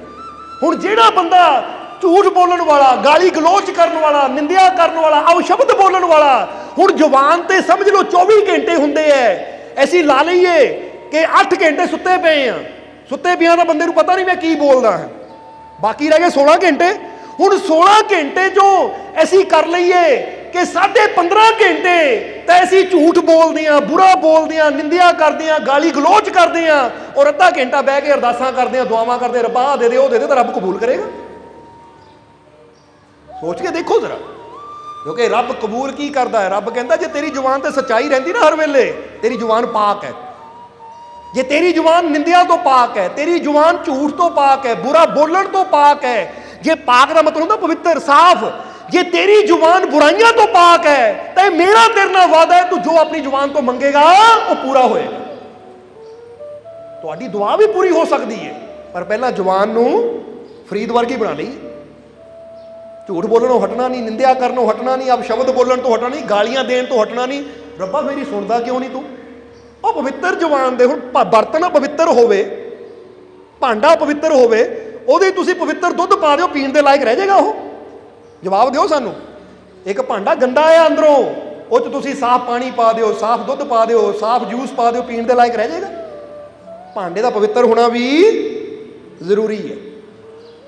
ਇਸ ਲਈ ਅੱਜ ਵੀ ਤੁਸੀਂ ਰੱਬ ਦੀਆਂ ਰਹਿਮਤਾਂ ਨੂੰ ਬੜੀ ਆਸਾਨੀ ਨਾਲ ਪਾ ਸਕਦੇ ਹੋ, ਪਰ ਜੋ ਨਿਯਮ ਹੈ ਪਹਿਲਾਂ ਉਹ ਸਮਝਣੇ। ਪੁਆਇੰਟ ਦੱਸੇ ਆ ਤੁਹਾਨੂੰ, ਪਰਹੇਜ਼ਗਾਰ ਬਣਨਾ ਪਏਗਾ। ਪਰਹੇਜ਼ਗਾਰ ਦਾ ਮਤਲਬ ਸਮਝ ਹੀ ਚੁੱਕੇ ਹੋ ਤੁਸੀਂ, ਆਪਣੇ ਆਪ ਨੂੰ ਹਰ ਬੁਰਾਈ ਤੋਂ ਬਚਾ ਕੇ ਰੱਖਣਾ ਹੈ। ਇਸ ਲਈ ਇੱਕ ਗੱਲ ਯਾਦ ਰੱਖੋ, ਹੁਣ ਸਤਸੰਗ ਦੀ ਸਮਾਪਤੀ ਤੋਂ ਪਹਿਲਾਂ ਇਹ ਵੀ ਦੱਸਾਂਗੇ ਕਿ ਤਾਂ ਕੋ ਬੜਾ ਨਾ ਜਾਣੀਏ, ਕਹਿੰਦੇ ਉਹਨੂੰ ਬੜਾ ਨਾ ਸਮਝੋ, ਜਾ ਕੇ ਪਾਸ ਬਹੁ ਧਨ ਦਾਮ, ਕਿ ਜਿਹਦੇ ਕੋਲ ਬੜਾ ਧਨ ਹੋਵੇ, ਬੜਾ ਦਾਮ ਹੋਵੇ, ਜ਼ਮੀਨ ਹੋਵੇ, ਉਹਨੂੰ ਬੜਾ ਨਾ ਸਮਝੋ। ਸਮਝਦੇ ਹੋ ਕਿ ਨਹੀਂ? ਬੜਾ ਤੋਂ ਉਸਕੋ ਜਾਣੀਏ ਜਾ ਕੇ ਹਿਰਦੇ ਰਾਮ, ਕਿ ਸਭ ਤੋਂ ਬੜਾ ਤਾਂ ਉਹੀ ਜਾਣੋ ਜਿਹਦੇ ਹਿਰਦੇ 'ਚ ਉਹ ਰਾਮ ਹੈ, ਉਹ ਮਾਲਿਕ ਹੈ, ਉਹਦਾ ਪਿਆਰ ਹੈ, ਉਹਦੀ ਮੁਹੱਬਤ ਹੈ। ਇਸ ਲਈ ਆਪਣੇ ਹਿਰਦੇ 'ਚ ਉਹਦੀ ਮੁਹੱਬਤ ਰੱਖੋ, ਆਪਣੇ ਹਿਰਦੇ 'ਚ ਉਹਦਾ ਪਿਆਰ ਰੱਖੋ, ਫਿਰ ਪਰਮਾਤਮਾ ਤੁਹਾਨੂੰ ਇੰਨਾ ਬੜਾ ਬਣਾ ਦੇਗਾ। ਹੁਣ ਬੜਾ ਦਾ ਮਤਲਬ ਸਮਝ ਲਓ, ਜਿਹਦਾ ਬੰਦਾ ਕਹਿੰਦਾ ਨਾ ਮੇਰੇ ਜੀਵਨ 'ਚ ਬੜੀਆਂ ਖੁਸ਼ੀਆਂ ਹੈ, ਮੇਰੇ ਜੀਵਨ 'ਚ ਬੜੀ ਰਹਿਮਤ ਹੈ, ਮੇਰੇ ਜੀਵਨ 'ਚ ਬੜੀ ਬਰਕਤ ਹੈ, ਮੇਰੇ ਕੋਲ ਬੜਾ ਪੈਸਾ ਹੈ, ਬੜਾ ਧਨ ਹੈ, ਮੇਰੇ ਕੋਲ ਸਭ ਕੁਝ ਬਹੁਤ ਬੜਾ ਹੈ। ਬੜਾ ਉਹਨੂੰ ਹੀ ਕਹਿੰਦੇ ਹੈ। ਜ਼ਰਾ ਗੌਰ ਕਰਨਾ, ਜਿਹਦੇ ਹਿਰਦੇ 'ਚ ਉਹ ਵਸ ਜਾਵੇ, ਕਿਉਂਕਿ ਸਭ ਸੁੱਖ ਦਾਤਾ ਉਹੀ ਤਾਂ ਹੈ, ਸਾਰੇ ਸੁੱਖਾਂ ਦਾ ਦਾਤਾ। ਜਦੋਂ ਉਹਨੂੰ ਆਪਣੇ ਹਿਰਦੇ 'ਚ ਵਸਾ ਲਿਆ, ਉਹ 'ਤੇ ਵਿਸ਼ਵਾਸ ਕਰਨਾ ਸ਼ੁਰੂ ਕਰ ਦਿੱਤਾ, ਔਰ ਆਪਣੇ ਆਪ ਨੂੰ ਬੁਰਾਈਆਂ ਤੋਂ ਬਚਾਉਣਾ ਸ਼ੁਰੂ ਕਰ ਦਿੱਤਾ। ਕਿਉਂਕਿ ਅੱਬੂ ਹਾਫਿਜ਼ ਇੱਕ ਫਕੀਰ ਹੋਏ ਹੈ, ਬਹੁਤ ਰੱਬ ਦੀ ਬੰਦਗੀ ਕਰਨ ਵਾਲੇ ਫਕੀਰ ਸੀ। ਉਹਨਾਂ ਨੂੰ ਖਜੂਰਾਂ ਖਾਣੀਆਂ ਬਹੁਤ ਪਸੰਦ ਸੀ। ਕੀ ਪਸੰਦ ਸੀ? ਖਜੂਰਾਂ ਖਾਣੀਆਂ ਬਹੁਤ ਪਸੰਦ ਸੀ। ਹਮੇਸ਼ਾ ਜਦ ਵੀ ਉਹ ਖਾਣਾ ਖਾਂਦੇ ਸੀ, ਖਾਣੇ 'ਚ ਖਜੂਰਾਂ ਜ਼ਰੂਰ ਖਾਂਦੇ ਸੀ, ਚਾਹੇ ਸਵੇਰੇ ਚਾਹੇ ਦੁਪਹਿਰੇ ਖਾਣਾ ਖਾਣਾ ਹੋਵੇ। ਉਹਨਾਂ ਦੇ ਸੇਵਕਾਂ ਨੂੰ ਪਤਾ ਸੀ ਕਿ ਹਜ਼ਰਤ ਨੂੰ ਖਜੂਰਾਂ ਬਹੁਤ ਪਸੰਦ ਹੈ, ਇਸ ਲਈ ਇੱਕ ਪਲੇਟ ਵਿੱਚ ਖਜੂਰਾਂ ਜ਼ਰੂਰ ਰੱਖਦੇ ਸੀ। ਖਜੂਰਾਂ ਤੋਂ ਬਿਨਾਂ ਉਹਨਾਂ ਦਾ ਭੋਜਨ ਅਧੂਰਾ ਮੰਨਿਆ ਜਾਂਦਾ ਸੀ। ਅੱਬੂ ਹਾਫਿਜ਼, ਠੀਕ ਹੈ, ਨਾਮ ਯਾਦ ਰੱਖਣਾ ਫਕੀਰਾਂ ਦਾ। ਪਰ ਇੱਕ ਵਾਰ ਕੀ ਹੋਇਆ ਕਿ ਉਹਨਾਂ ਤੱਕ ਖਬਰ ਆਈ ਕਿ ਇੱਕ ਖਜੂਰਾਂ ਵੇਚਣ ਵਾਲੇ ਦਾ ਟੋਕਰਾ ਚੋਰੀ ਹੋ ਗਿਆ। ਕੋਈ ਉਹਨਾਂ ਦਾ ਟੋਕਰਾ ਖਜੂਰਾਂ ਤੋੜ ਰਿਹਾ ਸੀ, ਕੋਈ ਚੋਰੀ ਲੈ ਗਿਆ। ਉਹਨਾਂ ਨੇ ਖਜੂਰ ਖਾਣੀ ਬੰਦ ਕਰ ਦਿੱਤੀ। 3 ਮਹੀਨੇ ਤੱਕ ਉਹਨਾਂ ਨੇ ਖਜੂਰ ਨਹੀਂ ਖਾਧੀ। ਤਾਂ ਸੇਵਕਾਂ ਨੇ ਪੁੱਛਿਆ, ਹਜ਼ਰਤ ਤੁਸੀਂ ਖਜੂਰ ਕਿਉਂ ਨਹੀਂ ਹੁਣ ਖਾਂਦੇ? ਉਹ ਕਹਿੰਦੇ ਮੈਨੂੰ ਡਰ ਹੈ, ਖਾਣੀ ਤਾਂ ਮੈਂ ਖਰੀਦ ਗਈ ਹੈ, ਪਰ ਕਿਤੇ ਉਹ ਜਿਹੜਾ ਟੋਕਰਾ ਚੋਰੀ ਹੋਇਆ ਨਾ, ਚੋਰੀ ਦੀ ਖਜੂਰ ਨਾ ਮੈਨੂੰ ਵੇਚ ਦੇਵੇ, ਚੋਰੀ ਦੀ ਖਜੂਰ ਖਾ ਕੇ ਕਿਤੇ ਮੇਰਾ ਰੱਬ ਨਾਲ ਨਾਰਾਜ਼ ਹੋ ਜਾਵੇ। ਦੇਖੋ ਸੋਚ ਕਿੱਡੀ ਵੱਡੀ। ਇਹਨੂੰ ਕਹਿੰਦੇ ਪਰਹੇਜ਼ਗਾਰ। ਤਾਂ ਬੰਦਾ ਚੋਰੀਆਂ ਕਰ ਕਰਕੇ ਖਾਈ ਜਾਂਦਾ ਹੈ, ਠੱਗੀਆਂ ਕਰ ਕਰਕੇ ਖਾਈ ਜਾਂਦਾ, ਫਿਰ ਕਹਿੰਦਾ ਰੱਬ ਰਹਿਮਤਾਂ ਨਹੀਂ ਕਰਦਾ। ਤਾਂ ਜਿਹੜੇ ਰੱਬ ਦੇ ਪਿਆਰੇ ਉਹ ਕਿੰਨਾ ਡਰਦੇ ਸੀ। 3 ਮਹੀਨੇ ਖਜੂਰਾਂ ਕਿਉਂ ਨਹੀਂ ਖਾਧੀਆਂ? 3 ਮਹੀਨੇ ਕਿ ਕਿਤੇ ਉਹ ਜਿਹੜੀ ਟੋਕਰੀ ਚੋਰੀ ਹੋਈ ਹੋਵੇ ਨਾ, ਉਹ ਕਿਤੇ ਮੈਂ ਤਾਂ ਖਰੀਦ ਕੇ ਖਾਣੀ ਹੈ, ਪਰ ਕਿਦੋਂ ਚੋਰੀ ਦੀ ਟੋਕਰੀ ਜੋ ਖਜੂਰਾਂ ਮੇਰੇ ਘਰ ਨਾ ਆ ਜਾਣ, ਕਿਉਂਕਿ ਚੋਰੀ ਦੀਆਂ ਖਜੂਰਾਂ ਜੇ ਮੈਂ ਖਾ ਲਈਆਂ ਤਾਂ ਮੇਰਾ ਰੱਬ ਨਾਰਾਜ਼ ਹੋ ਜਾਏਗਾ। ਕਿੰਨਾ ਪਰਹੇਜ਼ ਕਰਦੇ ਸੀ ਉਹ, ਕਿੰਨਾ ਰੱਬ ਦਾ ਖਿਆਲ ਰੱਖਦੇ ਸੀ। ਔਰ ਅੱਜ ਬੰਦਾ ਕੀ ਕਰਦਾ ਹੈ? ਅੱਜ ਬੰਦੇ ਨੂੰ ਰਿਸ਼ਤੇਦਾਰਾਂ ਦੀ ਖੁਸ਼ੀ ਦਾ ਪਤਾ ਹੈ, ਮੇਰੀ ਭੂਆ ਨਾਰਾਜ਼ ਹੋ ਜਾਵੇ, ਮੇਰੀ ਫੁੱਫੜ ਨਾਲ ਨਾਰਾਜ਼ ਹੋ ਜਾਵੇ, ਮੇਰੀ ਮਾਸੀ ਨਾਲ ਨਾਰਾਜ਼ ਹੋ ਜਾਵੇ, ਕਦੀ ਇਹਦੀ ਫਿਕਰ ਨਹੀਂ ਹੋਈ ਉਹ ਮੈਂ ਕੁਛ ਐਸਾ ਨਾ ਕਰਾਂ ਮੇਰਾ ਰੱਬ ਨਾਲ ਨਾਰਾਜ਼ ਹੋ ਜਾਵੇ। ਕਦੀ ਹੋਈ ਫਿਕਰ? ਆ ਵਿਆਹ 'ਚ ਜੀ ਆਹ ਕੰਮ ਜ਼ਰੂਰ ਕਰਨਾ, ਨਹੀਂ ਤਾਂ ਉਹ ਰਿਸ਼ਤੇਦਾਰਾਂ ਨਾਲ ਨਾਰਾਜ਼ ਹੋ ਜਾਣਾ। ਆ ਵਿਆਹ 'ਚ ਜੀ ਆਹ ਖਾਣਾ ਜ਼ਰੂਰ ਬਣਾਉਣਾ, ਨਹੀਂ ਤਾਂ ਉਹ ਰਿਸ਼ਤੇਦਾਰਾਂ ਨਾਲ ਨਾਰਾਜ਼ ਹੋ ਜਾਣਾ। ਸਹੁਰੇ ਕੁੜੀ ਦੇ ਸਹੁਰਿਆਂ ਨਾਲ ਨਾਰਾਜ਼ ਹੋ ਜਾਣਾ ਜੇ ਬਰਾਤ 'ਚ ਆਹ ਚੀਜ਼ ਨਾ ਪਾਈ। ਉਹ ਦੁਨੀਆ ਦੀ ਰਿਸ਼ਤੇਦਾਰੀ ਦੀ ਫਿਕਰ ਕਰਦੇ ਰਹਿੰਦੇ ਹੋ। ਕਦੀ ਇਹ ਵੀ ਸੋਚਿਆ ਆਹ ਕੰਮ ਨਹੀਂ ਕਰਨਾ ਮੇਰਾ ਰੱਬ ਨਾਰਾਜ਼ ਹੋ ਜਾਏਗਾ, ਆਹ ਕੰਮ ਨਹੀਂ ਕਰਨਾ ਕਿਤੇ ਮੇਰਾ ਮਾਲਿਕ ਨਾਰਾਜ਼ ਨਾ ਹੋ ਜਾਵੇ? ਨਹੀਂ, ਰੱਬ ਦੀ ਖੁਸ਼ੀ ਦੀ ਫਿਕਰ ਨਹੀਂ ਹੈ, ਉਹ ਰਿਸ਼ਤੇਦਾਰਾਂ ਦੀ ਦੁਨੀਆ ਦੀ ਖੁਸ਼ੀ ਦੀ ਫਿਕਰ ਕਰਦੇ ਹੋ। ਤਾਂ ਜਰਾ ਗੌਰ ਕਰਨਾ, ਜਿਨ੍ਹਾਂ ਦੀ ਖੁਸ਼ੀ ਦੀ ਫਿਕਰ ਤੁਸੀਂ ਕਰਦੇ ਹੋ ਕਦੀ ਖੁਸ਼ ਵੀ ਹੋਇਆ ਪੂਰੀ ਤਰ੍ਹਾਂ ਤੁਹਾਡੇ ਤੋਂ? ਜਵਾਬ ਦੇ ਦਿਓ ਸਾਨੂੰ। ਤੁਸੀਂ ਜਿੰਨਾ ਮਰਜ਼ੀ ਕੋਸ਼ਿਸ਼ ਕਰ ਲਓ ਕਿਸੇ ਨੂੰ ਖੁਸ਼ ਕਰਨ ਦੀ, ਤੁਸੀਂ ਸਾਰਿਆਂ ਨੂੰ ਖੁਸ਼ ਕਰ ਹੀ ਨਹੀਂ ਸਕਦੇ, ਕਰ ਹੀ ਨਹੀਂ ਸਕਦੇ, ਕਿਉਂਕਿ ਸੰਸਾਰ ਹੈ ਹੀ ਐਸਾ। ਫਿਰ ਕੋਸ਼ਿਸ਼ ਕਰੀਏ ਤਾਂ ਆਪਣੇ ਉਹ ਮਾਲਿਕ ਨੂੰ ਖੁਸ਼ ਕਰਨ ਦੀ ਕੋਸ਼ਿਸ਼ ਕਰੀਏ, ਉਹ ਜਿਹੜਾ ਸਾਡੀ ਮਾੜੀ ਮਾੜੀ ਗੱਲ ਤੋਂ ਹੀ ਖੁਸ਼ ਹੋ ਜਾਂਦਾ ਹੈ, ਮਾੜੀਆਂ ਮਾੜੀਆਂ ਅਦਾਵਾਂ ਤੋਂ ਹੀ ਖੁਸ਼ ਹੋ ਜਾਂਦਾ ਹੈ। ਤੁਸੀਂ ਵਿਸ਼ਵਾਸ ਕਰਦੇ ਹੋ, ਖੁਸ਼ ਹੋ ਗਿਆ। ਤੁਸੀਂ ਉਹਦਾ ਨਾਮ ਜਪਦੇ ਹੋ, ਖੁਸ਼ ਹੋ ਗਿਆ। ਤਾਂ ਰਿਸ਼ਤੇਦਾਰਾਂ ਨੂੰ ਤੁਸੀਂ ਦਿਨ ਰਾਤ ਵੀ ਕਰੀ ਜਾਓ ਨਾ, ਇੱਕ ਮਾੜੀ ਜਿਹੀ ਗਲਤੀ ਹੁੰਦੀ ਤਾਂ ਰਿਸ਼ਤਾ ਤੋੜ ਕੇ ਬਹਿ ਜਾਂਦੇ ਕਿ ਨਹੀਂ? ਜਵਾਬ ਦਿਓ ਸਾਨੂੰ। ਤਾਂ ਹੀ ਤਾਂ ਅਸੀਂ ਵਿਆਹਾਂ ਦੀ ਗੱਲ ਤਾਂ ਕੀਤੀ ਕਿ ਵਿਆਹਾਂ ਦੇ ਮੌਕੇ 'ਚ ਜ਼ਿਆਦਾ ਰਿਸ਼ਤੇਦਾਰ ਨਾਰਾਜ਼ ਵੀ ਹੁੰਦੇ ਆ ਤਾਂ ਮਨਾਉਣੇ ਹੀ ਪੈਂਦੇ। ਉਹ ਫਲਾਨਾ ਜੀ ਉਹ ਨਹੀਂ ਆਉਂਦਾ ਵਿਆਹ 'ਚ, ਉਹ ਜੀਜਾ ਰੁੱਸ ਗਿਆ, ਉਹ ਵੱਡੀ ਭੈਣ ਰੁੱਸ ਗਈ, ਉਹ ਫਲਾਨਾ ਰੁੱਸ ਗਿਆ, ਮਨਾਈਏ ਉਹਨੂੰ। ਜਾਂ ਕੁਛ ਇੱਦਾਂ ਦਾ ਨਾ ਹੋਵੇ ਉਹ ਨਾਰਾਜ਼ ਹੋ ਜਾਵੇ। ਅਸੀਂ ਕਹਿੰਦੇ ਜਿੰਨਾ ਤੁਸੀਂ ਦੁਨੀਆ ਨੂੰ ਮਨਾਉਣ ਦੇ ਪਿੱਛੇ ਤੁਰੇ ਹੋ, ਉਹਨੂੰ ਮਨਾਉਣ ਦੀ ਕੋਸ਼ਿਸ਼ ਕਰੀਏ, ਇਹਨੂੰ ਮਨਾਉਣ ਦੀ ਕੋਸ਼ਿਸ਼ ਕਰੀਏ। ਉਹ ਛੱਡੋ, ਆਪਣੇ ਇੱਕ ਯਾਰ ਨੂੰ, ਮਾਲਿਕ ਨੂੰ ਮਨਾ ਲਓ। ਉਹ ਮੰਨ ਗਿਆ ਤਾਂ ਸਾਰੇ ਆਪੇ ਹੀ ਮੰਨ ਜਾਣਗੇ। ਤਾਂ ਜੇ ਉਹੀ ਰਾਜ਼ੀ ਨਾ ਹੋਇਆ ਤਾਂ ਸਾਰੀ ਦੁਨੀਆ ਰਾਜ਼ੀ ਕਰ ਲਓ, ਕਿਸੇ ਨੇ ਸਾਥ ਨਹੀਂ ਦੇਣਾ ਤੁਹਾਡਾ। ਗੱਲ ਯਾਦ ਰੱਖਣਾ ਹੈ, ਗੱਲਾਂ ਸੱਚੀਆਂ ਹੁੰਦੀਆਂ, ਲੱਗਦੀਆਂ ਕੌੜੀਆਂ ਹੈ, ਪਰ ਹੁੰਦੀਆਂ ਸੱਚੀਆਂ ਗੱਲਾਂ ਹੁੰਦੀਆਂ। ਇਸ ਕਰਕੇ ਛੋਟੀ ਛੋਟੀ ਚੀਜ਼ ਦਾ ਬੰਦਾ ਖਿਆਲ ਰੱਖਦਾ ਹੈ। ਇੱਥੇ ਤੱਕ ਵੀ ਅਸੀਂ ਦੇਖਿਆ ਕਿ ਬਾਜੇ ਵਾਲੇ ਦਾ ਵੀ ਖਿਆਲ ਰੱਖਦੇ, ਬਾਜੇ ਵਾਲਾ ਕਰਨਾ, ਨਹੀਂ ਤਾਂ ਭਾਈ ਮੁੰਡੇ ਨਾਲ ਨਾਰਾਜ਼ ਹੋ ਜਾਣਾ, ਆ ਫਲਾਣੇ ਨਾਲ ਨਾਰਾਜ਼ ਹੋ ਜਾਣਾ। ਉਹ ਕਹਿੰਦੇ ਕਮਾਲ ਦੀ ਗੱਲ ਹੈ, ਵਿਆਹ ਘਰ 'ਚ ਕਰਨਾ, ਟੈਂਟ ਲਾਣਾ ਜਾਂ ਪੈਲਸ 'ਚ ਜਾਣਾ ਹੈ, ਕਿਤੇ ਉਹ ਨਾਰਾਜ਼ ਨਾ ਹੋ ਜਾਵੇ। ਨਿੱਕੀ ਨਿੱਕੀ ਗੱਲ ਤੇ ਅਸੀਂ ਸਾਰਿਆਂ ਦੀ ਫਿਕਰ ਕਰਦੇ ਹਾਂ, ਬਸ ਭੁੱਲ ਜਾਂਦੇ ਹਾਂ ਆਪਣੇ ਮਾਲਿਕ ਨੂੰ। ਤਾਂ ਦੇਖੋ ਅਬੂ ਹਨੀਫਾ ਵਰਗੇ ਫਕੀਰ ਕਿੱਦਾਂ ਕਰਦੇ ਸੀ ਕਿ ਖਜੂਰਾਂ ਨਹੀਂ ਖਾਧੀਆਂ। ਬੋਲੋ ਸਮਝਦੇ ਹੋ? ਇਸ ਡਰ ਨਾ ਕਿਤੇ ਚੋਰੀ ਦੀ ਖਜੂਰ ਮੇਰੇ ਘਰ 'ਚ ਨਾ ਆ ਜਾਵੇ, ਉਹ ਚੋਰੀ ਦੀ ਖਜੂਰ ਮੈਂ ਖਾ ਲਈ ਤਾਂ ਮੇਰਾ ਰੱਬ ਨਾਰਾਜ਼ ਹੋ ਜਾਏਗਾ। ਕਿੰਨੀ ਫਿਕਰ ਹੈ ਉਹਨਾਂ ਨੂੰ। ਤਾਂ ਇੱਥੇ ਬੰਦਾ ਝੂਠ ਬੋਲੀ ਜਾ ਰਿਹਾ, ਹੇਰਾ ਫੇਰੀਆਂ ਕਰਦਾ ਜਾ ਰਿਹਾ ਹੈ, ਪਰਾਇਆ ਹੱਕ ਖੋ ਖੋ ਕੇ ਖਾਈ ਜਾਂਦਾ ਹੈ। ਹੱਕ ਪਰਾਇਆ ਨਾਨਕਾ ਉਸ ਸੂਰ ਉਸ ਗਾਏ, ਉਹਨੂੰ ਫਿਕਰ ਹੀ ਨਹੀਂ ਕਿ ਮੇਰਾ ਰੱਬ ਨਾਰਾਜ਼ ਨਾ ਹੋ ਜਾਵੇ। ਇਸ ਲਈ ਰੱਬ ਦੀਆਂ ਰਹਿਮਤਾਂ ਨੂੰ ਪਾਣਾ, ਉਹਦੇ ਵਾਸਤੇ ਪਰਹੇਜ਼ਗਾਰ ਬਣਨਾ ਪੈਂਦਾ, ਬਚਣਾ ਪੈਂਦਾ ਹੈ ਬੁਰਾਈ ਤੋਂ, ਬਚਣਾ ਪੈਂਦਾ ਹੈ ਨਿੰਦਿਆ ਤੋਂ, ਬਚਣਾ ਪੈਂਦਾ ਹੈ ਹਰ ਤਰ੍ਹਾਂ ਦੀ ਬੁਰਾਈ ਤੋਂ। ਇਸ ਲਈ ਆਪਣੇ ਆਪ ਨੂੰ ਬੁਰਾਈਆਂ ਤੋਂ ਬਚਾ ਕੇ ਅਸੀਂ ਉਹਦੇ ਲਾਇਕ ਬਣ ਸਕਦੇ ਹਾਂ। ਜਿੱਦਾਂ ਕੱਪੜੇ ਦਾ ਧਿਆਨ ਰੱਖਦੇ ਆ ਨਾ, ਕਿਤੇ ਦਾਗ ਨਾ ਲੱਗ ਜਾਵੇ, ਇੱਦਾਂ ਥੋੜ੍ਹਾ ਜਿਹਾ ਵੀ ਧਿਆਨ ਰੱਖਿਆ ਜਾਵੇ ਕਿ ਮੇਰੇ ਕਿਰਦਾਰ ਤੇ ਕੋਈ ਦਾਗ ਨਾ ਲੱਗੇ, ਕਿ ਮੇਰਾ ਰੱਬ ਨਾਰਾਜ਼ ਨਾ ਹੋ ਜਾਵੇ। ਇਸ ਲਈ ਇੱਦਾਂ ਜ਼ਿੰਦਗੀ ਜੀਵਾਂ, ਅੱਛਾਈ ਦੇ ਨਾਲ, ਸੱਚਾਈ ਦੇ ਨਾਲ, ਆਪਣੇ ਰੱਬ ਦੀ ਬੰਦਗੀ ਕਰਦੇ ਹਾਂ, ਨੇਕੀ ਕਰਦੇ ਹਾਂ, ਸਰਬਤ ਦਾ ਭਲਾ ਮੰਗਦੇ ਹਾਂ, ਆਪਣੀ ਜ਼ਿੰਦਗੀ ਗੁਜ਼ਾਰਾਂ ਤਾਂ ਕਿ ਮੇਰਾ ਰੱਬ ਸਦਾ ਮੇਰੇ ਤੋਂ ਖੁਸ਼ ਰਹੇ। ਸਮਝਦੇ ਹੋ ਕਿ ਨਹੀਂ? ਇਸ ਲਈ ਬੜੇ ਬਣਨਾ ਹੈ ਤਾਂ ਇਹ ਦਿਲ ਵਿੱਚ ਉਹ ਬੜੇ ਨਾਲ ਪਿਆਰ ਪੈਦਾ ਕਰਨਾ ਪਏਗਾ, ਬੜੇ ਦਾ ਵਿਸ਼ਵਾਸ ਪੈਦਾ ਕਰਨਾ ਪਏਗਾ। ਔਰ ਉਸ ਮਾਲਿਕ ਤੋਂ ਬੜਾ ਤਾਂ ਹੋਰ ਕੋਈ ਹੈ ਹੀ ਨਹੀਂ। ਇਸ ਲਈ ਉਹ ਬੜੇ ਨਾਲ ਯਾਰੀ ਲਾਈਏ, ਕਿਉਂਕਿ ਜਿੱਦਾਂ ਦੱਸੀਦਾ ਮੈਂ ਨੀਵਾਂ ਮੇਰਾ ਮੁਰਸ਼ਦ ਉੱਚਾ, ਉੱਚਿਆਂ ਦੇ ਸੰਗ ਲਾਈ। ਉੱਚਿਆਂ ਨਾਲ ਲਾਵਾਂਗੇ ਤਾਂ ਉੱਚਿਆਂ ਨਾਲ ਲਾ ਕੇ ਫਿਰ ਅਸੀਂ ਵੀ ਉੱਚੇ ਹੋ ਜਾਵਾਂਗੇ। ਤਾਂ ਨੀਵਿਆਂ ਨਾਲ ਯਾਰੀ ਲਾਵਾਂਗੇ ਤਾਂ ਫਿਰ ਜਿੱਦਾਂ ਉਹ ਧੱਕੇ ਖਾਂਦੇ ਆ ਤੁਸੀਂ ਵੀ ਧੱਕੇ ਖਾਈ ਜਾਓਗੇ। ਇਸ ਲਈ ਆਪਣੇ ਮਾਲਿਕ ਦੇ ਨਾਲ ਜੁੜੀਏ, ਮਾਲਿਕ ਤੇ ਵਿਸ਼ਵਾਸ ਰੱਖੀਏ, ਔਰ ਉਹਦਾ ਦਰਵਾਜ਼ਾ ਸਦਾ ਹੀ ਖੁੱਲ੍ਹਾ ਹੈ। ਬਸ ਜ਼ਰੂਰਤ ਹੈ ਆਪਣੇ ਪ੍ਰੇਮ ਔਰ ਵਿਸ਼ਵਾਸ ਦੀ ਅੱਖ ਖੋਲ੍ਹ ਲਓ। ਤੁਹਾਡਾ ਜਦੋਂ ਪ੍ਰੇਮ ਦਾ ਦਰਵਾਜ਼ਾ ਖੁੱਲ੍ਹ ਗਿਆ ਨਾ, ਬੰਦਾ ਕਹਿੰਦਾ, ਕਹਿ ਦਿੰਦਾ ਬੰਦਾ ਕਿ ਲੈ ਵੀ ਤੇਰੇ ਵਾਸਤੇ ਮੇਰੇ ਦਿਲ ਦੇ ਦਰਵਾਜ਼ੇ ਸਦਾ ਕਹਿ ਦਿੰਦਾ, ਕਹਾਵਤ ਹੈ ਕਿ ਨਹੀਂ, ਕਿ ਤੇਰੇ ਵਾਸਤੇ ਮੇਰੇ ਦਿਲ ਦੇ ਦਰਵਾਜ਼ੇ, ਉਹ ਦੁਨੀਆ ਵਾਸਤੇ ਖੋਲ੍ਹੀ ਬੈਠੇ। ਆਪਣੇ ਮਾਲਿਕ ਨੂੰ ਕਹੋ, ਐ ਮਾਲਿਕ ਹੁਣ ਤੇਰੇ ਪ੍ਰੇਮ ਤੇ ਖੁੱਲ੍ਹ ਗਏ ਮੇਰੇ ਦਿਲ ਦੇ ਦਰਵਾਜ਼ੇ, ਤੇਰੇ ਵਾਸਤੇ ਖੁੱਲ੍ਹ ਗਏ ਮੇਰੇ ਅੰਦਰਲੇ ਵਿਸ਼ਵਾਸ ਦੇ ਦਰਵਾਜ਼ੇ ਤੇਰੇ ਵਾਸਤੇ। ਤਾਂ ਜਦੋਂ ਬੰਦਾ ਇਹ ਗੱਲ ਕਹੇਗਾ ਨਾ, ਤੇਰੇ ਵਾਸਤੇ ਮੇਰੇ ਪ੍ਰੇਮ ਦੇ ਵਿਸ਼ਵਾਸ ਦੇ ਦਰਵਾਜ਼ੇ ਖੁੱਲ੍ਹ ਗਏ, ਤਾਂ ਉਹ ਸੱਚਾ ਮਾਲਿਕ ਵੀ ਕਹੇਗਾ, ਰੱਬ ਵੀ ਕਹੇਗਾ ਕਿ ਆ ਜਾ, ਜੇ ਤੇਰੇ ਦਰਵਾਜ਼ੇ ਪ੍ਰੇਮ ਦੇ ਮੇਰੇ ਵਾਸਤੇ ਖੁੱਲ੍ਹੇ ਹੈ, ਤੇਰੇ ਵਿਸ਼ਵਾਸ ਦੇ ਦਰਵਾਜ਼ੇ ਮੇਰੇ ਵਾਸਤੇ ਖੁੱਲ੍ਹੇ ਆ, ਤਾਂ ਮੇਰੀ ਰਹਿਮਤਾਂ ਦੇ ਦਰਵਾਜ਼ੇ ਵੀ ਤੇਰੇ ਵਾਸਤੇ ਸਦਾ ਹੀ ਖੁੱਲ੍ਹੇ। ਲੈ ਜਾ ਜੋ ਜਾਣਾ। ਰਾਮ ਨਾਮ ਕੀ ਲੂਟ ਹੈ, ਲੂਟ ਸਕੇ ਜਿੰਨਾ ਲੁੱਟਣਾ ਲੁੱਟ ਲੈ, ਕਿਉਂਕਿ ਮੇਰੇ ਭੰਡਾਰਾਂ 'ਚ ਕਦੀ ਕਮੀ ਨਾ ਆਈ ਹੈ ਤਾਂ ਨਾ ਹੀ ਆ ਸਕਦੀ ਹੈ। ਇਸ ਲਈ ਆਪਣੇ ਅੰਦਰ ਪ੍ਰੇਮ ਦਾ ਅਜੇ ਚੈੱਕ ਕਰੋ ਆਪਣੇ ਆਪ ਨੂੰ ਕਿ ਮੇਰੇ ਅੰਦਰ ਵਿਸ਼ਵਾਸ ਦਾ ਦਰਵਾਜ਼ਾ ਖੁੱਲ੍ਹਾ ਕਿ ਨਹੀਂ। ਜਾਂ ਹਾਲੇ ਮੈਂ ਸ਼ੰਕਾ 'ਚ ਹੀ ਬੈਠਾ ਹਾਂ, ਹਾਲੇ ਡਰ ਹੀ ਲੈ ਕੇ ਬੈਠਾ ਹਾਂ, ਹਾਲੇ ਇਹੀ ਲੈ ਕੇ ਪਤਾ ਨਹੀਂ ਰਹਿਮਤ ਹੋਣੀ ਕਿ ਨਹੀਂ, ਪਤਾ ਨਹੀਂ ਕਿਰਪਾ ਹੋਣੀ ਕਿ ਨਹੀਂ। ਜਿਨ੍ਹਾਂ ਦੇ ਅੰਦਰ ਵਿਸ਼ਵਾਸ ਦਾ ਦਰਵਾਜ਼ਾ ਖੁੱਲ ਜਾਂਦਾ ਨਾ, ਉਹ ਪਤਾ ਨਹੀਂ ਕਹਿੰਦੇ, ਉਹ ਕਹਿੰਦੇ ਮੈਨੂੰ ਯਕੀਨ ਹੈ, ਮੈਂ ਆਪਣੇ ਮਾਲਿਕ ਤੇ ਵਿਸ਼ਵਾਸ ਹੈ, ਮੇਰੇ ਤੇ ਰਹਿਮਤ ਜ਼ਰੂਰ ਹੋਏਗੀ, ਰਹਿਮਤ ਜ਼ਰੂਰ, ਕਿਉਂਕਿ ਪਤਾ ਹੈ, ਵਿਸ਼ਵਾਸ ਹੈ, ਇਹਨੂੰ ਕਹਿੰਦੇ ਹੈ ਯਕੀਨ। ਇਸ ਲਈ ਆਪਣੇ ਅੰਦਰ ਵਿਸ਼ਵਾਸ ਰੱਖੋ, ਯਕੀਨ ਰੱਖੋ। ਹੁਣ ਆਖਰਲੇ ਵਚਨਾਂ 'ਚ ਇਹੀ ਕਵਾਂਗੇ, ਕਹਿ ਦਿਓ ਤੁਸੀਂ ਵੀ, ਮੈਨੂੰ ਆਪਣੇ ਮਾਲਿਕ ਤੇ ਪੂਰਾ, ਮੈਨੂੰ ਆਪਣੇ ਮਾਲਿਕ ਤੇ ਪੂਰਾ, ਮੈਨੂੰ ਆਪਣੇ ਮਾਲਿਕ ਤੇ ਪੂਰਾ, ਮੇਰੀਆਂ ਝੋਲੀਆਂ ਰਹਿਮਤ ਨਾਲ, ਮੇਰੀਆਂ ਝੋਲੀਆਂ ਰਹਿਮਤ ਨਾਲ, ਮੇਰੀਆਂ ਝੋਲੀਆਂ ਰਹਿਮਤ ਨਾਲ, ਮੇਰੀਆਂ ਝੋਲੀਆਂ ਖੁਸ਼ੀਆਂ ਨਾਲ, ਮੇਰੀਆਂ ਝੋਲੀਆਂ ਖੁਸ਼ੀਆਂ ਨਾਲ, ਮੇਰੀਆਂ ਝੋਲੀਆਂ ਖੁਸ਼ੀਆਂ ਨਾਲ। ਮੇਰਾ ਮਾਲਿਕ ਮੇਰੇ, ਮੇਰਾ ਮਾਲਿਕ ਮੇਰੇ, ਮੇਰਾ ਮਾਲਿਕ ਮੇਰੇ। ਵਿਸ਼ਵਾਸ ਹੈ ਨਾ, ਤਾਂ ਫਿਰ ਹਰ ਕਦਮ ਤੇ ਮਾਲਿਕ ਨਾਲ ਡਰਨ ਦੀ ਜ਼ਰੂਰਤ ਨਹੀਂ ਹੈ, ਯਕੀਨ ਰੱਖੋ।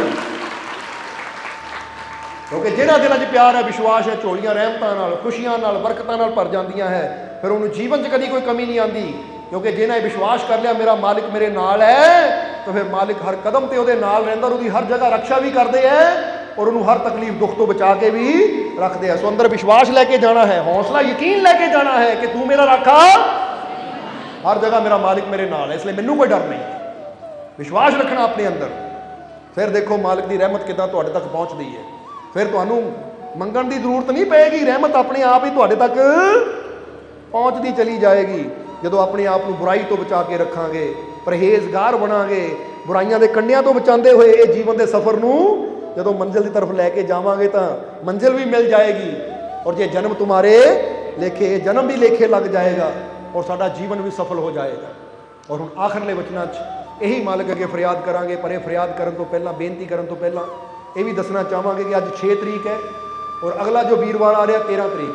ਤੁਹਾਨੂੰ ਪਤਾ ਹੈ ਕਿ 14 ਤਰੀਕ ਦੀ ਈਦ ਹੈ, ਪਰ ਅਸੀਂ ਦਰਬਾਰ ਤੇ 13 ਤਰੀਕ ਨੂੰ ਹੀ ਈਦ ਦੀ ਖੁਸ਼ੀ ਵਿੱਚ ਸਤਸੰਗ ਕਰ ਲੈਣਾ ਹੈ। ਇਸ ਲਈ ਜਿੱਦਾਂ ਅੱਜ ਤੁਸੀਂ ਜੀ ਪਹੁੰਚੇ ਹੋ, 13 ਤਰੀਕ ਯਾਨੀ ਜੋ ਨੈਕਸਟ ਵੀਰਵਾਰ ਆ ਰਿਹਾ, ਉਸ ਦਿਨ ਅਸੀਂ ਈਦ ਉਲ ਫਿਤਰ ਦੀ ਖੁਸ਼ੀ ਵਿੱਚ ਸਾਰਿਆਂ ਨੇ ਇਕੱਠੇ ਹੋਣਾ ਹੈ। ਕਿਉਂਕਿ ਅਸੀਂ ਇੱਕ ਹਮੇਸ਼ਾ ਗੱਲ ਕਹੀ ਦੀ ਹੈ ਕਿ ਅਸੀਂ ਤਾਂ ਮੌਕਾ ਲੱਭਦੇ ਰਹਿੰਦੇ ਹਾਂ ਕਿਸ ਤਰ੍ਹਾਂ ਤੁਹਾਡੇ ਜੀਵਨ 'ਚ ਖੁਸ਼ੀਆਂ ਦੇ ਰੰਗ ਭਰੇ ਜਾਣ। ਚਾਹੇ ਈਦ ਹੋਵੇ, ਚਾਹੇ ਕ੍ਰਿਸ਼ਨ ਜਨਮ ਅਸ਼ਟਮੀ ਹੋਵੇ, ਚਾਹੇ ਸ਼੍ਰੀ ਗੁਰੂ ਨਾਨਕ ਦੇਵ ਜੀ ਦਾ ਮਹਾਨ ਪਵਿੱਤਰ ਪ੍ਰਗਟ ਦਿਵਸ ਹੋਵੇ, ਸ਼੍ਰੀ ਗੁਰੂ ਰਵਿਦਾਸ ਜੀ ਦਾ ਮਹਾਨ ਪਵਿੱਤਰ, ਯਾਨੀ ਕਿਸੇ ਵੀ ਗੁਰੂ ਰਹਿਬਰ ਪੀਰ ਫਕੀਰ ਦਾ ਕੋਈ ਵੀ ਖੁਸ਼ੀਆਂ ਦਿਨ ਆਵੇ ਨਾ, ਤਾਂ ਸਾਨੂੰ ਉਹਨਾਂ ਤੁਹਾਨੂੰ ਬੁਲਾਈਏ ਤਾਂ ਖੁਸ਼ੀਆਂ ਦੇ ਕੇ ਤੋਰੀਏ। ਔਰ ਅੱਜ ਕੱਲ੍ਹ ਦੇ ਮਾਹੌਲ 'ਚ ਤਾਂ ਬਹੁਤ ਜ਼ਰੂਰਤ ਵੀ ਹੈ, ਇਸ ਕਰਕੇ 13 ਤਰੀਕ ਨੂੰ ਪਹੁੰਚ ਜਾਣਾ ਔਰ ਕਹਿ ਦੇਣਾ ਆ ਕੇ 13 ਹੀ 13 ਜੋ ਕੁਛ ਹੈ, ਕਿਉਂਕਿ ਜਿਹੜਾ ਹੋ ਗਿਆ ਉਹਦਾ ਫਿਰ ਉਹਨੂੰ ਕਾਹਦੀ ਕਮੀ, ਸਮਝਦੇ ਹੋ ਕਿ ਨਹੀਂ। ਇਸ ਲਈ 13 ਤਰੀਕ ਹਾਜ਼ਰੀਆਂ ਭਰਨ ਵਾਲਿਆਂ ਤਾਂ ਪਹੁੰਚਣਾ ਹੀ ਹੈ, ਪਰ ਜਿਹੜੇ ਸਤਸੰਗ ਪ੍ਰੇਮੀ ਹੈ ਉਹ ਵੀ ਕੋਸ਼ਿਸ਼ ਕਰੋ ਕਿ 13 ਨੂੰ ਜ਼ਰੂਰ ਪਹੁੰਚੀਏ। ਇਹ ਖੁਸ਼ੀ ਦੇ ਮੌਕੇ 'ਚ ਅਸੀਂ ਸ਼ਾਮਿਲ ਹੋਈਏ ਔਰ ਮਾਲਕ ਦੀਆਂ ਰਹਿਮਤਾਂ ਪ੍ਰਾਪਤ ਕਰਕੇ ਆਪਣਾ ਜੀਵਨ ਸਫਲ ਬਣਾਈਏ। ਹੁਣ ਚੈੱਕ ਕਰ ਲਿਆ ਕਿ ਅੰਦਰ ਵਿਸ਼ਵਾਸ ਦਾ ਦਰਵਾਜ਼ਾ ਖੁੱਲ੍ਹ ਗਿਆ ਕਿ ਨਹੀਂ, ਪ੍ਰੇਮ ਦਾ ਦਰਵਾਜ਼ਾ ਖੁੱਲ੍ਹਾ ਕਿ ਨਹੀਂ, ਸੱਚੀ ਦੱਸਿਓ। ਉੱਪਰੋਂ ਉੱਪਰੋਂ ਨਾ ਹਾਂਜੀ ਕਹੀ ਜਾਇਓ ਤਾਂ ਅੰਦਰੋਂ ਡਰੀ ਜਾਈਓ, ਕਿਉਂਕਿ ਰੱਬ ਨੇ ਤੁਹਾਡੇ ਬਾਹਰ ਨੂੰ ਨਹੀਂ ਦੇਖਣਾ, ਜ਼ੁਬਾਨ ਹਾਂਜੀ ਕਹਿੰਦੀ ਹੈ ਤੇ ਅੰਦਰੋਂ ਹੀ ਨਾ ਜੀ ਹੋਵੇ, ਤਾਂ ਫਿਰ ਅੰਦਰ ਵਿਸ਼ਵਾਸ ਹੋਵੇ ਕਿ ਮੈਨੂੰ ਯਕੀਨ ਹੈ ਆਪਣੇ ਮਾਲਿਕ ਤੇ ਕਿ ਮੇਰਾ ਮਾਲਿਕ ਮੇਰੇ।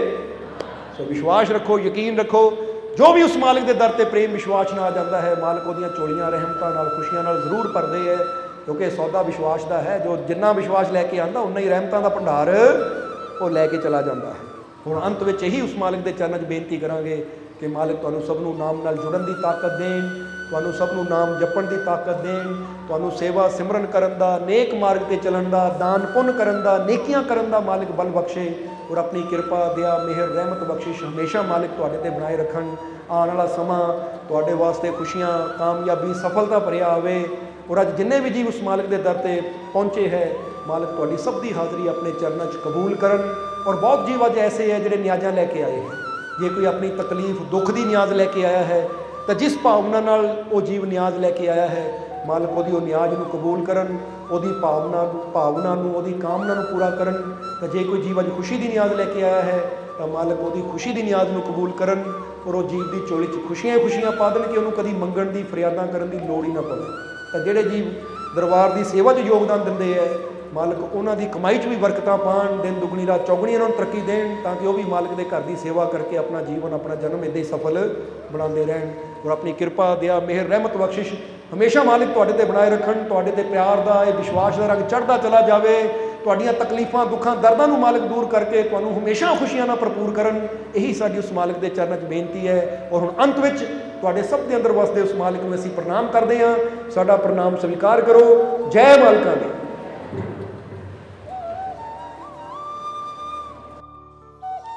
सब्सक्राइब कीजिए सर्व संध्या दरबार कांटिया शरीफ चैनल को और बेल आइकन दबाइए मालिक जी की लेटेस्ट सत्संग की वीडियो को सबसे पहले देखने के लिए।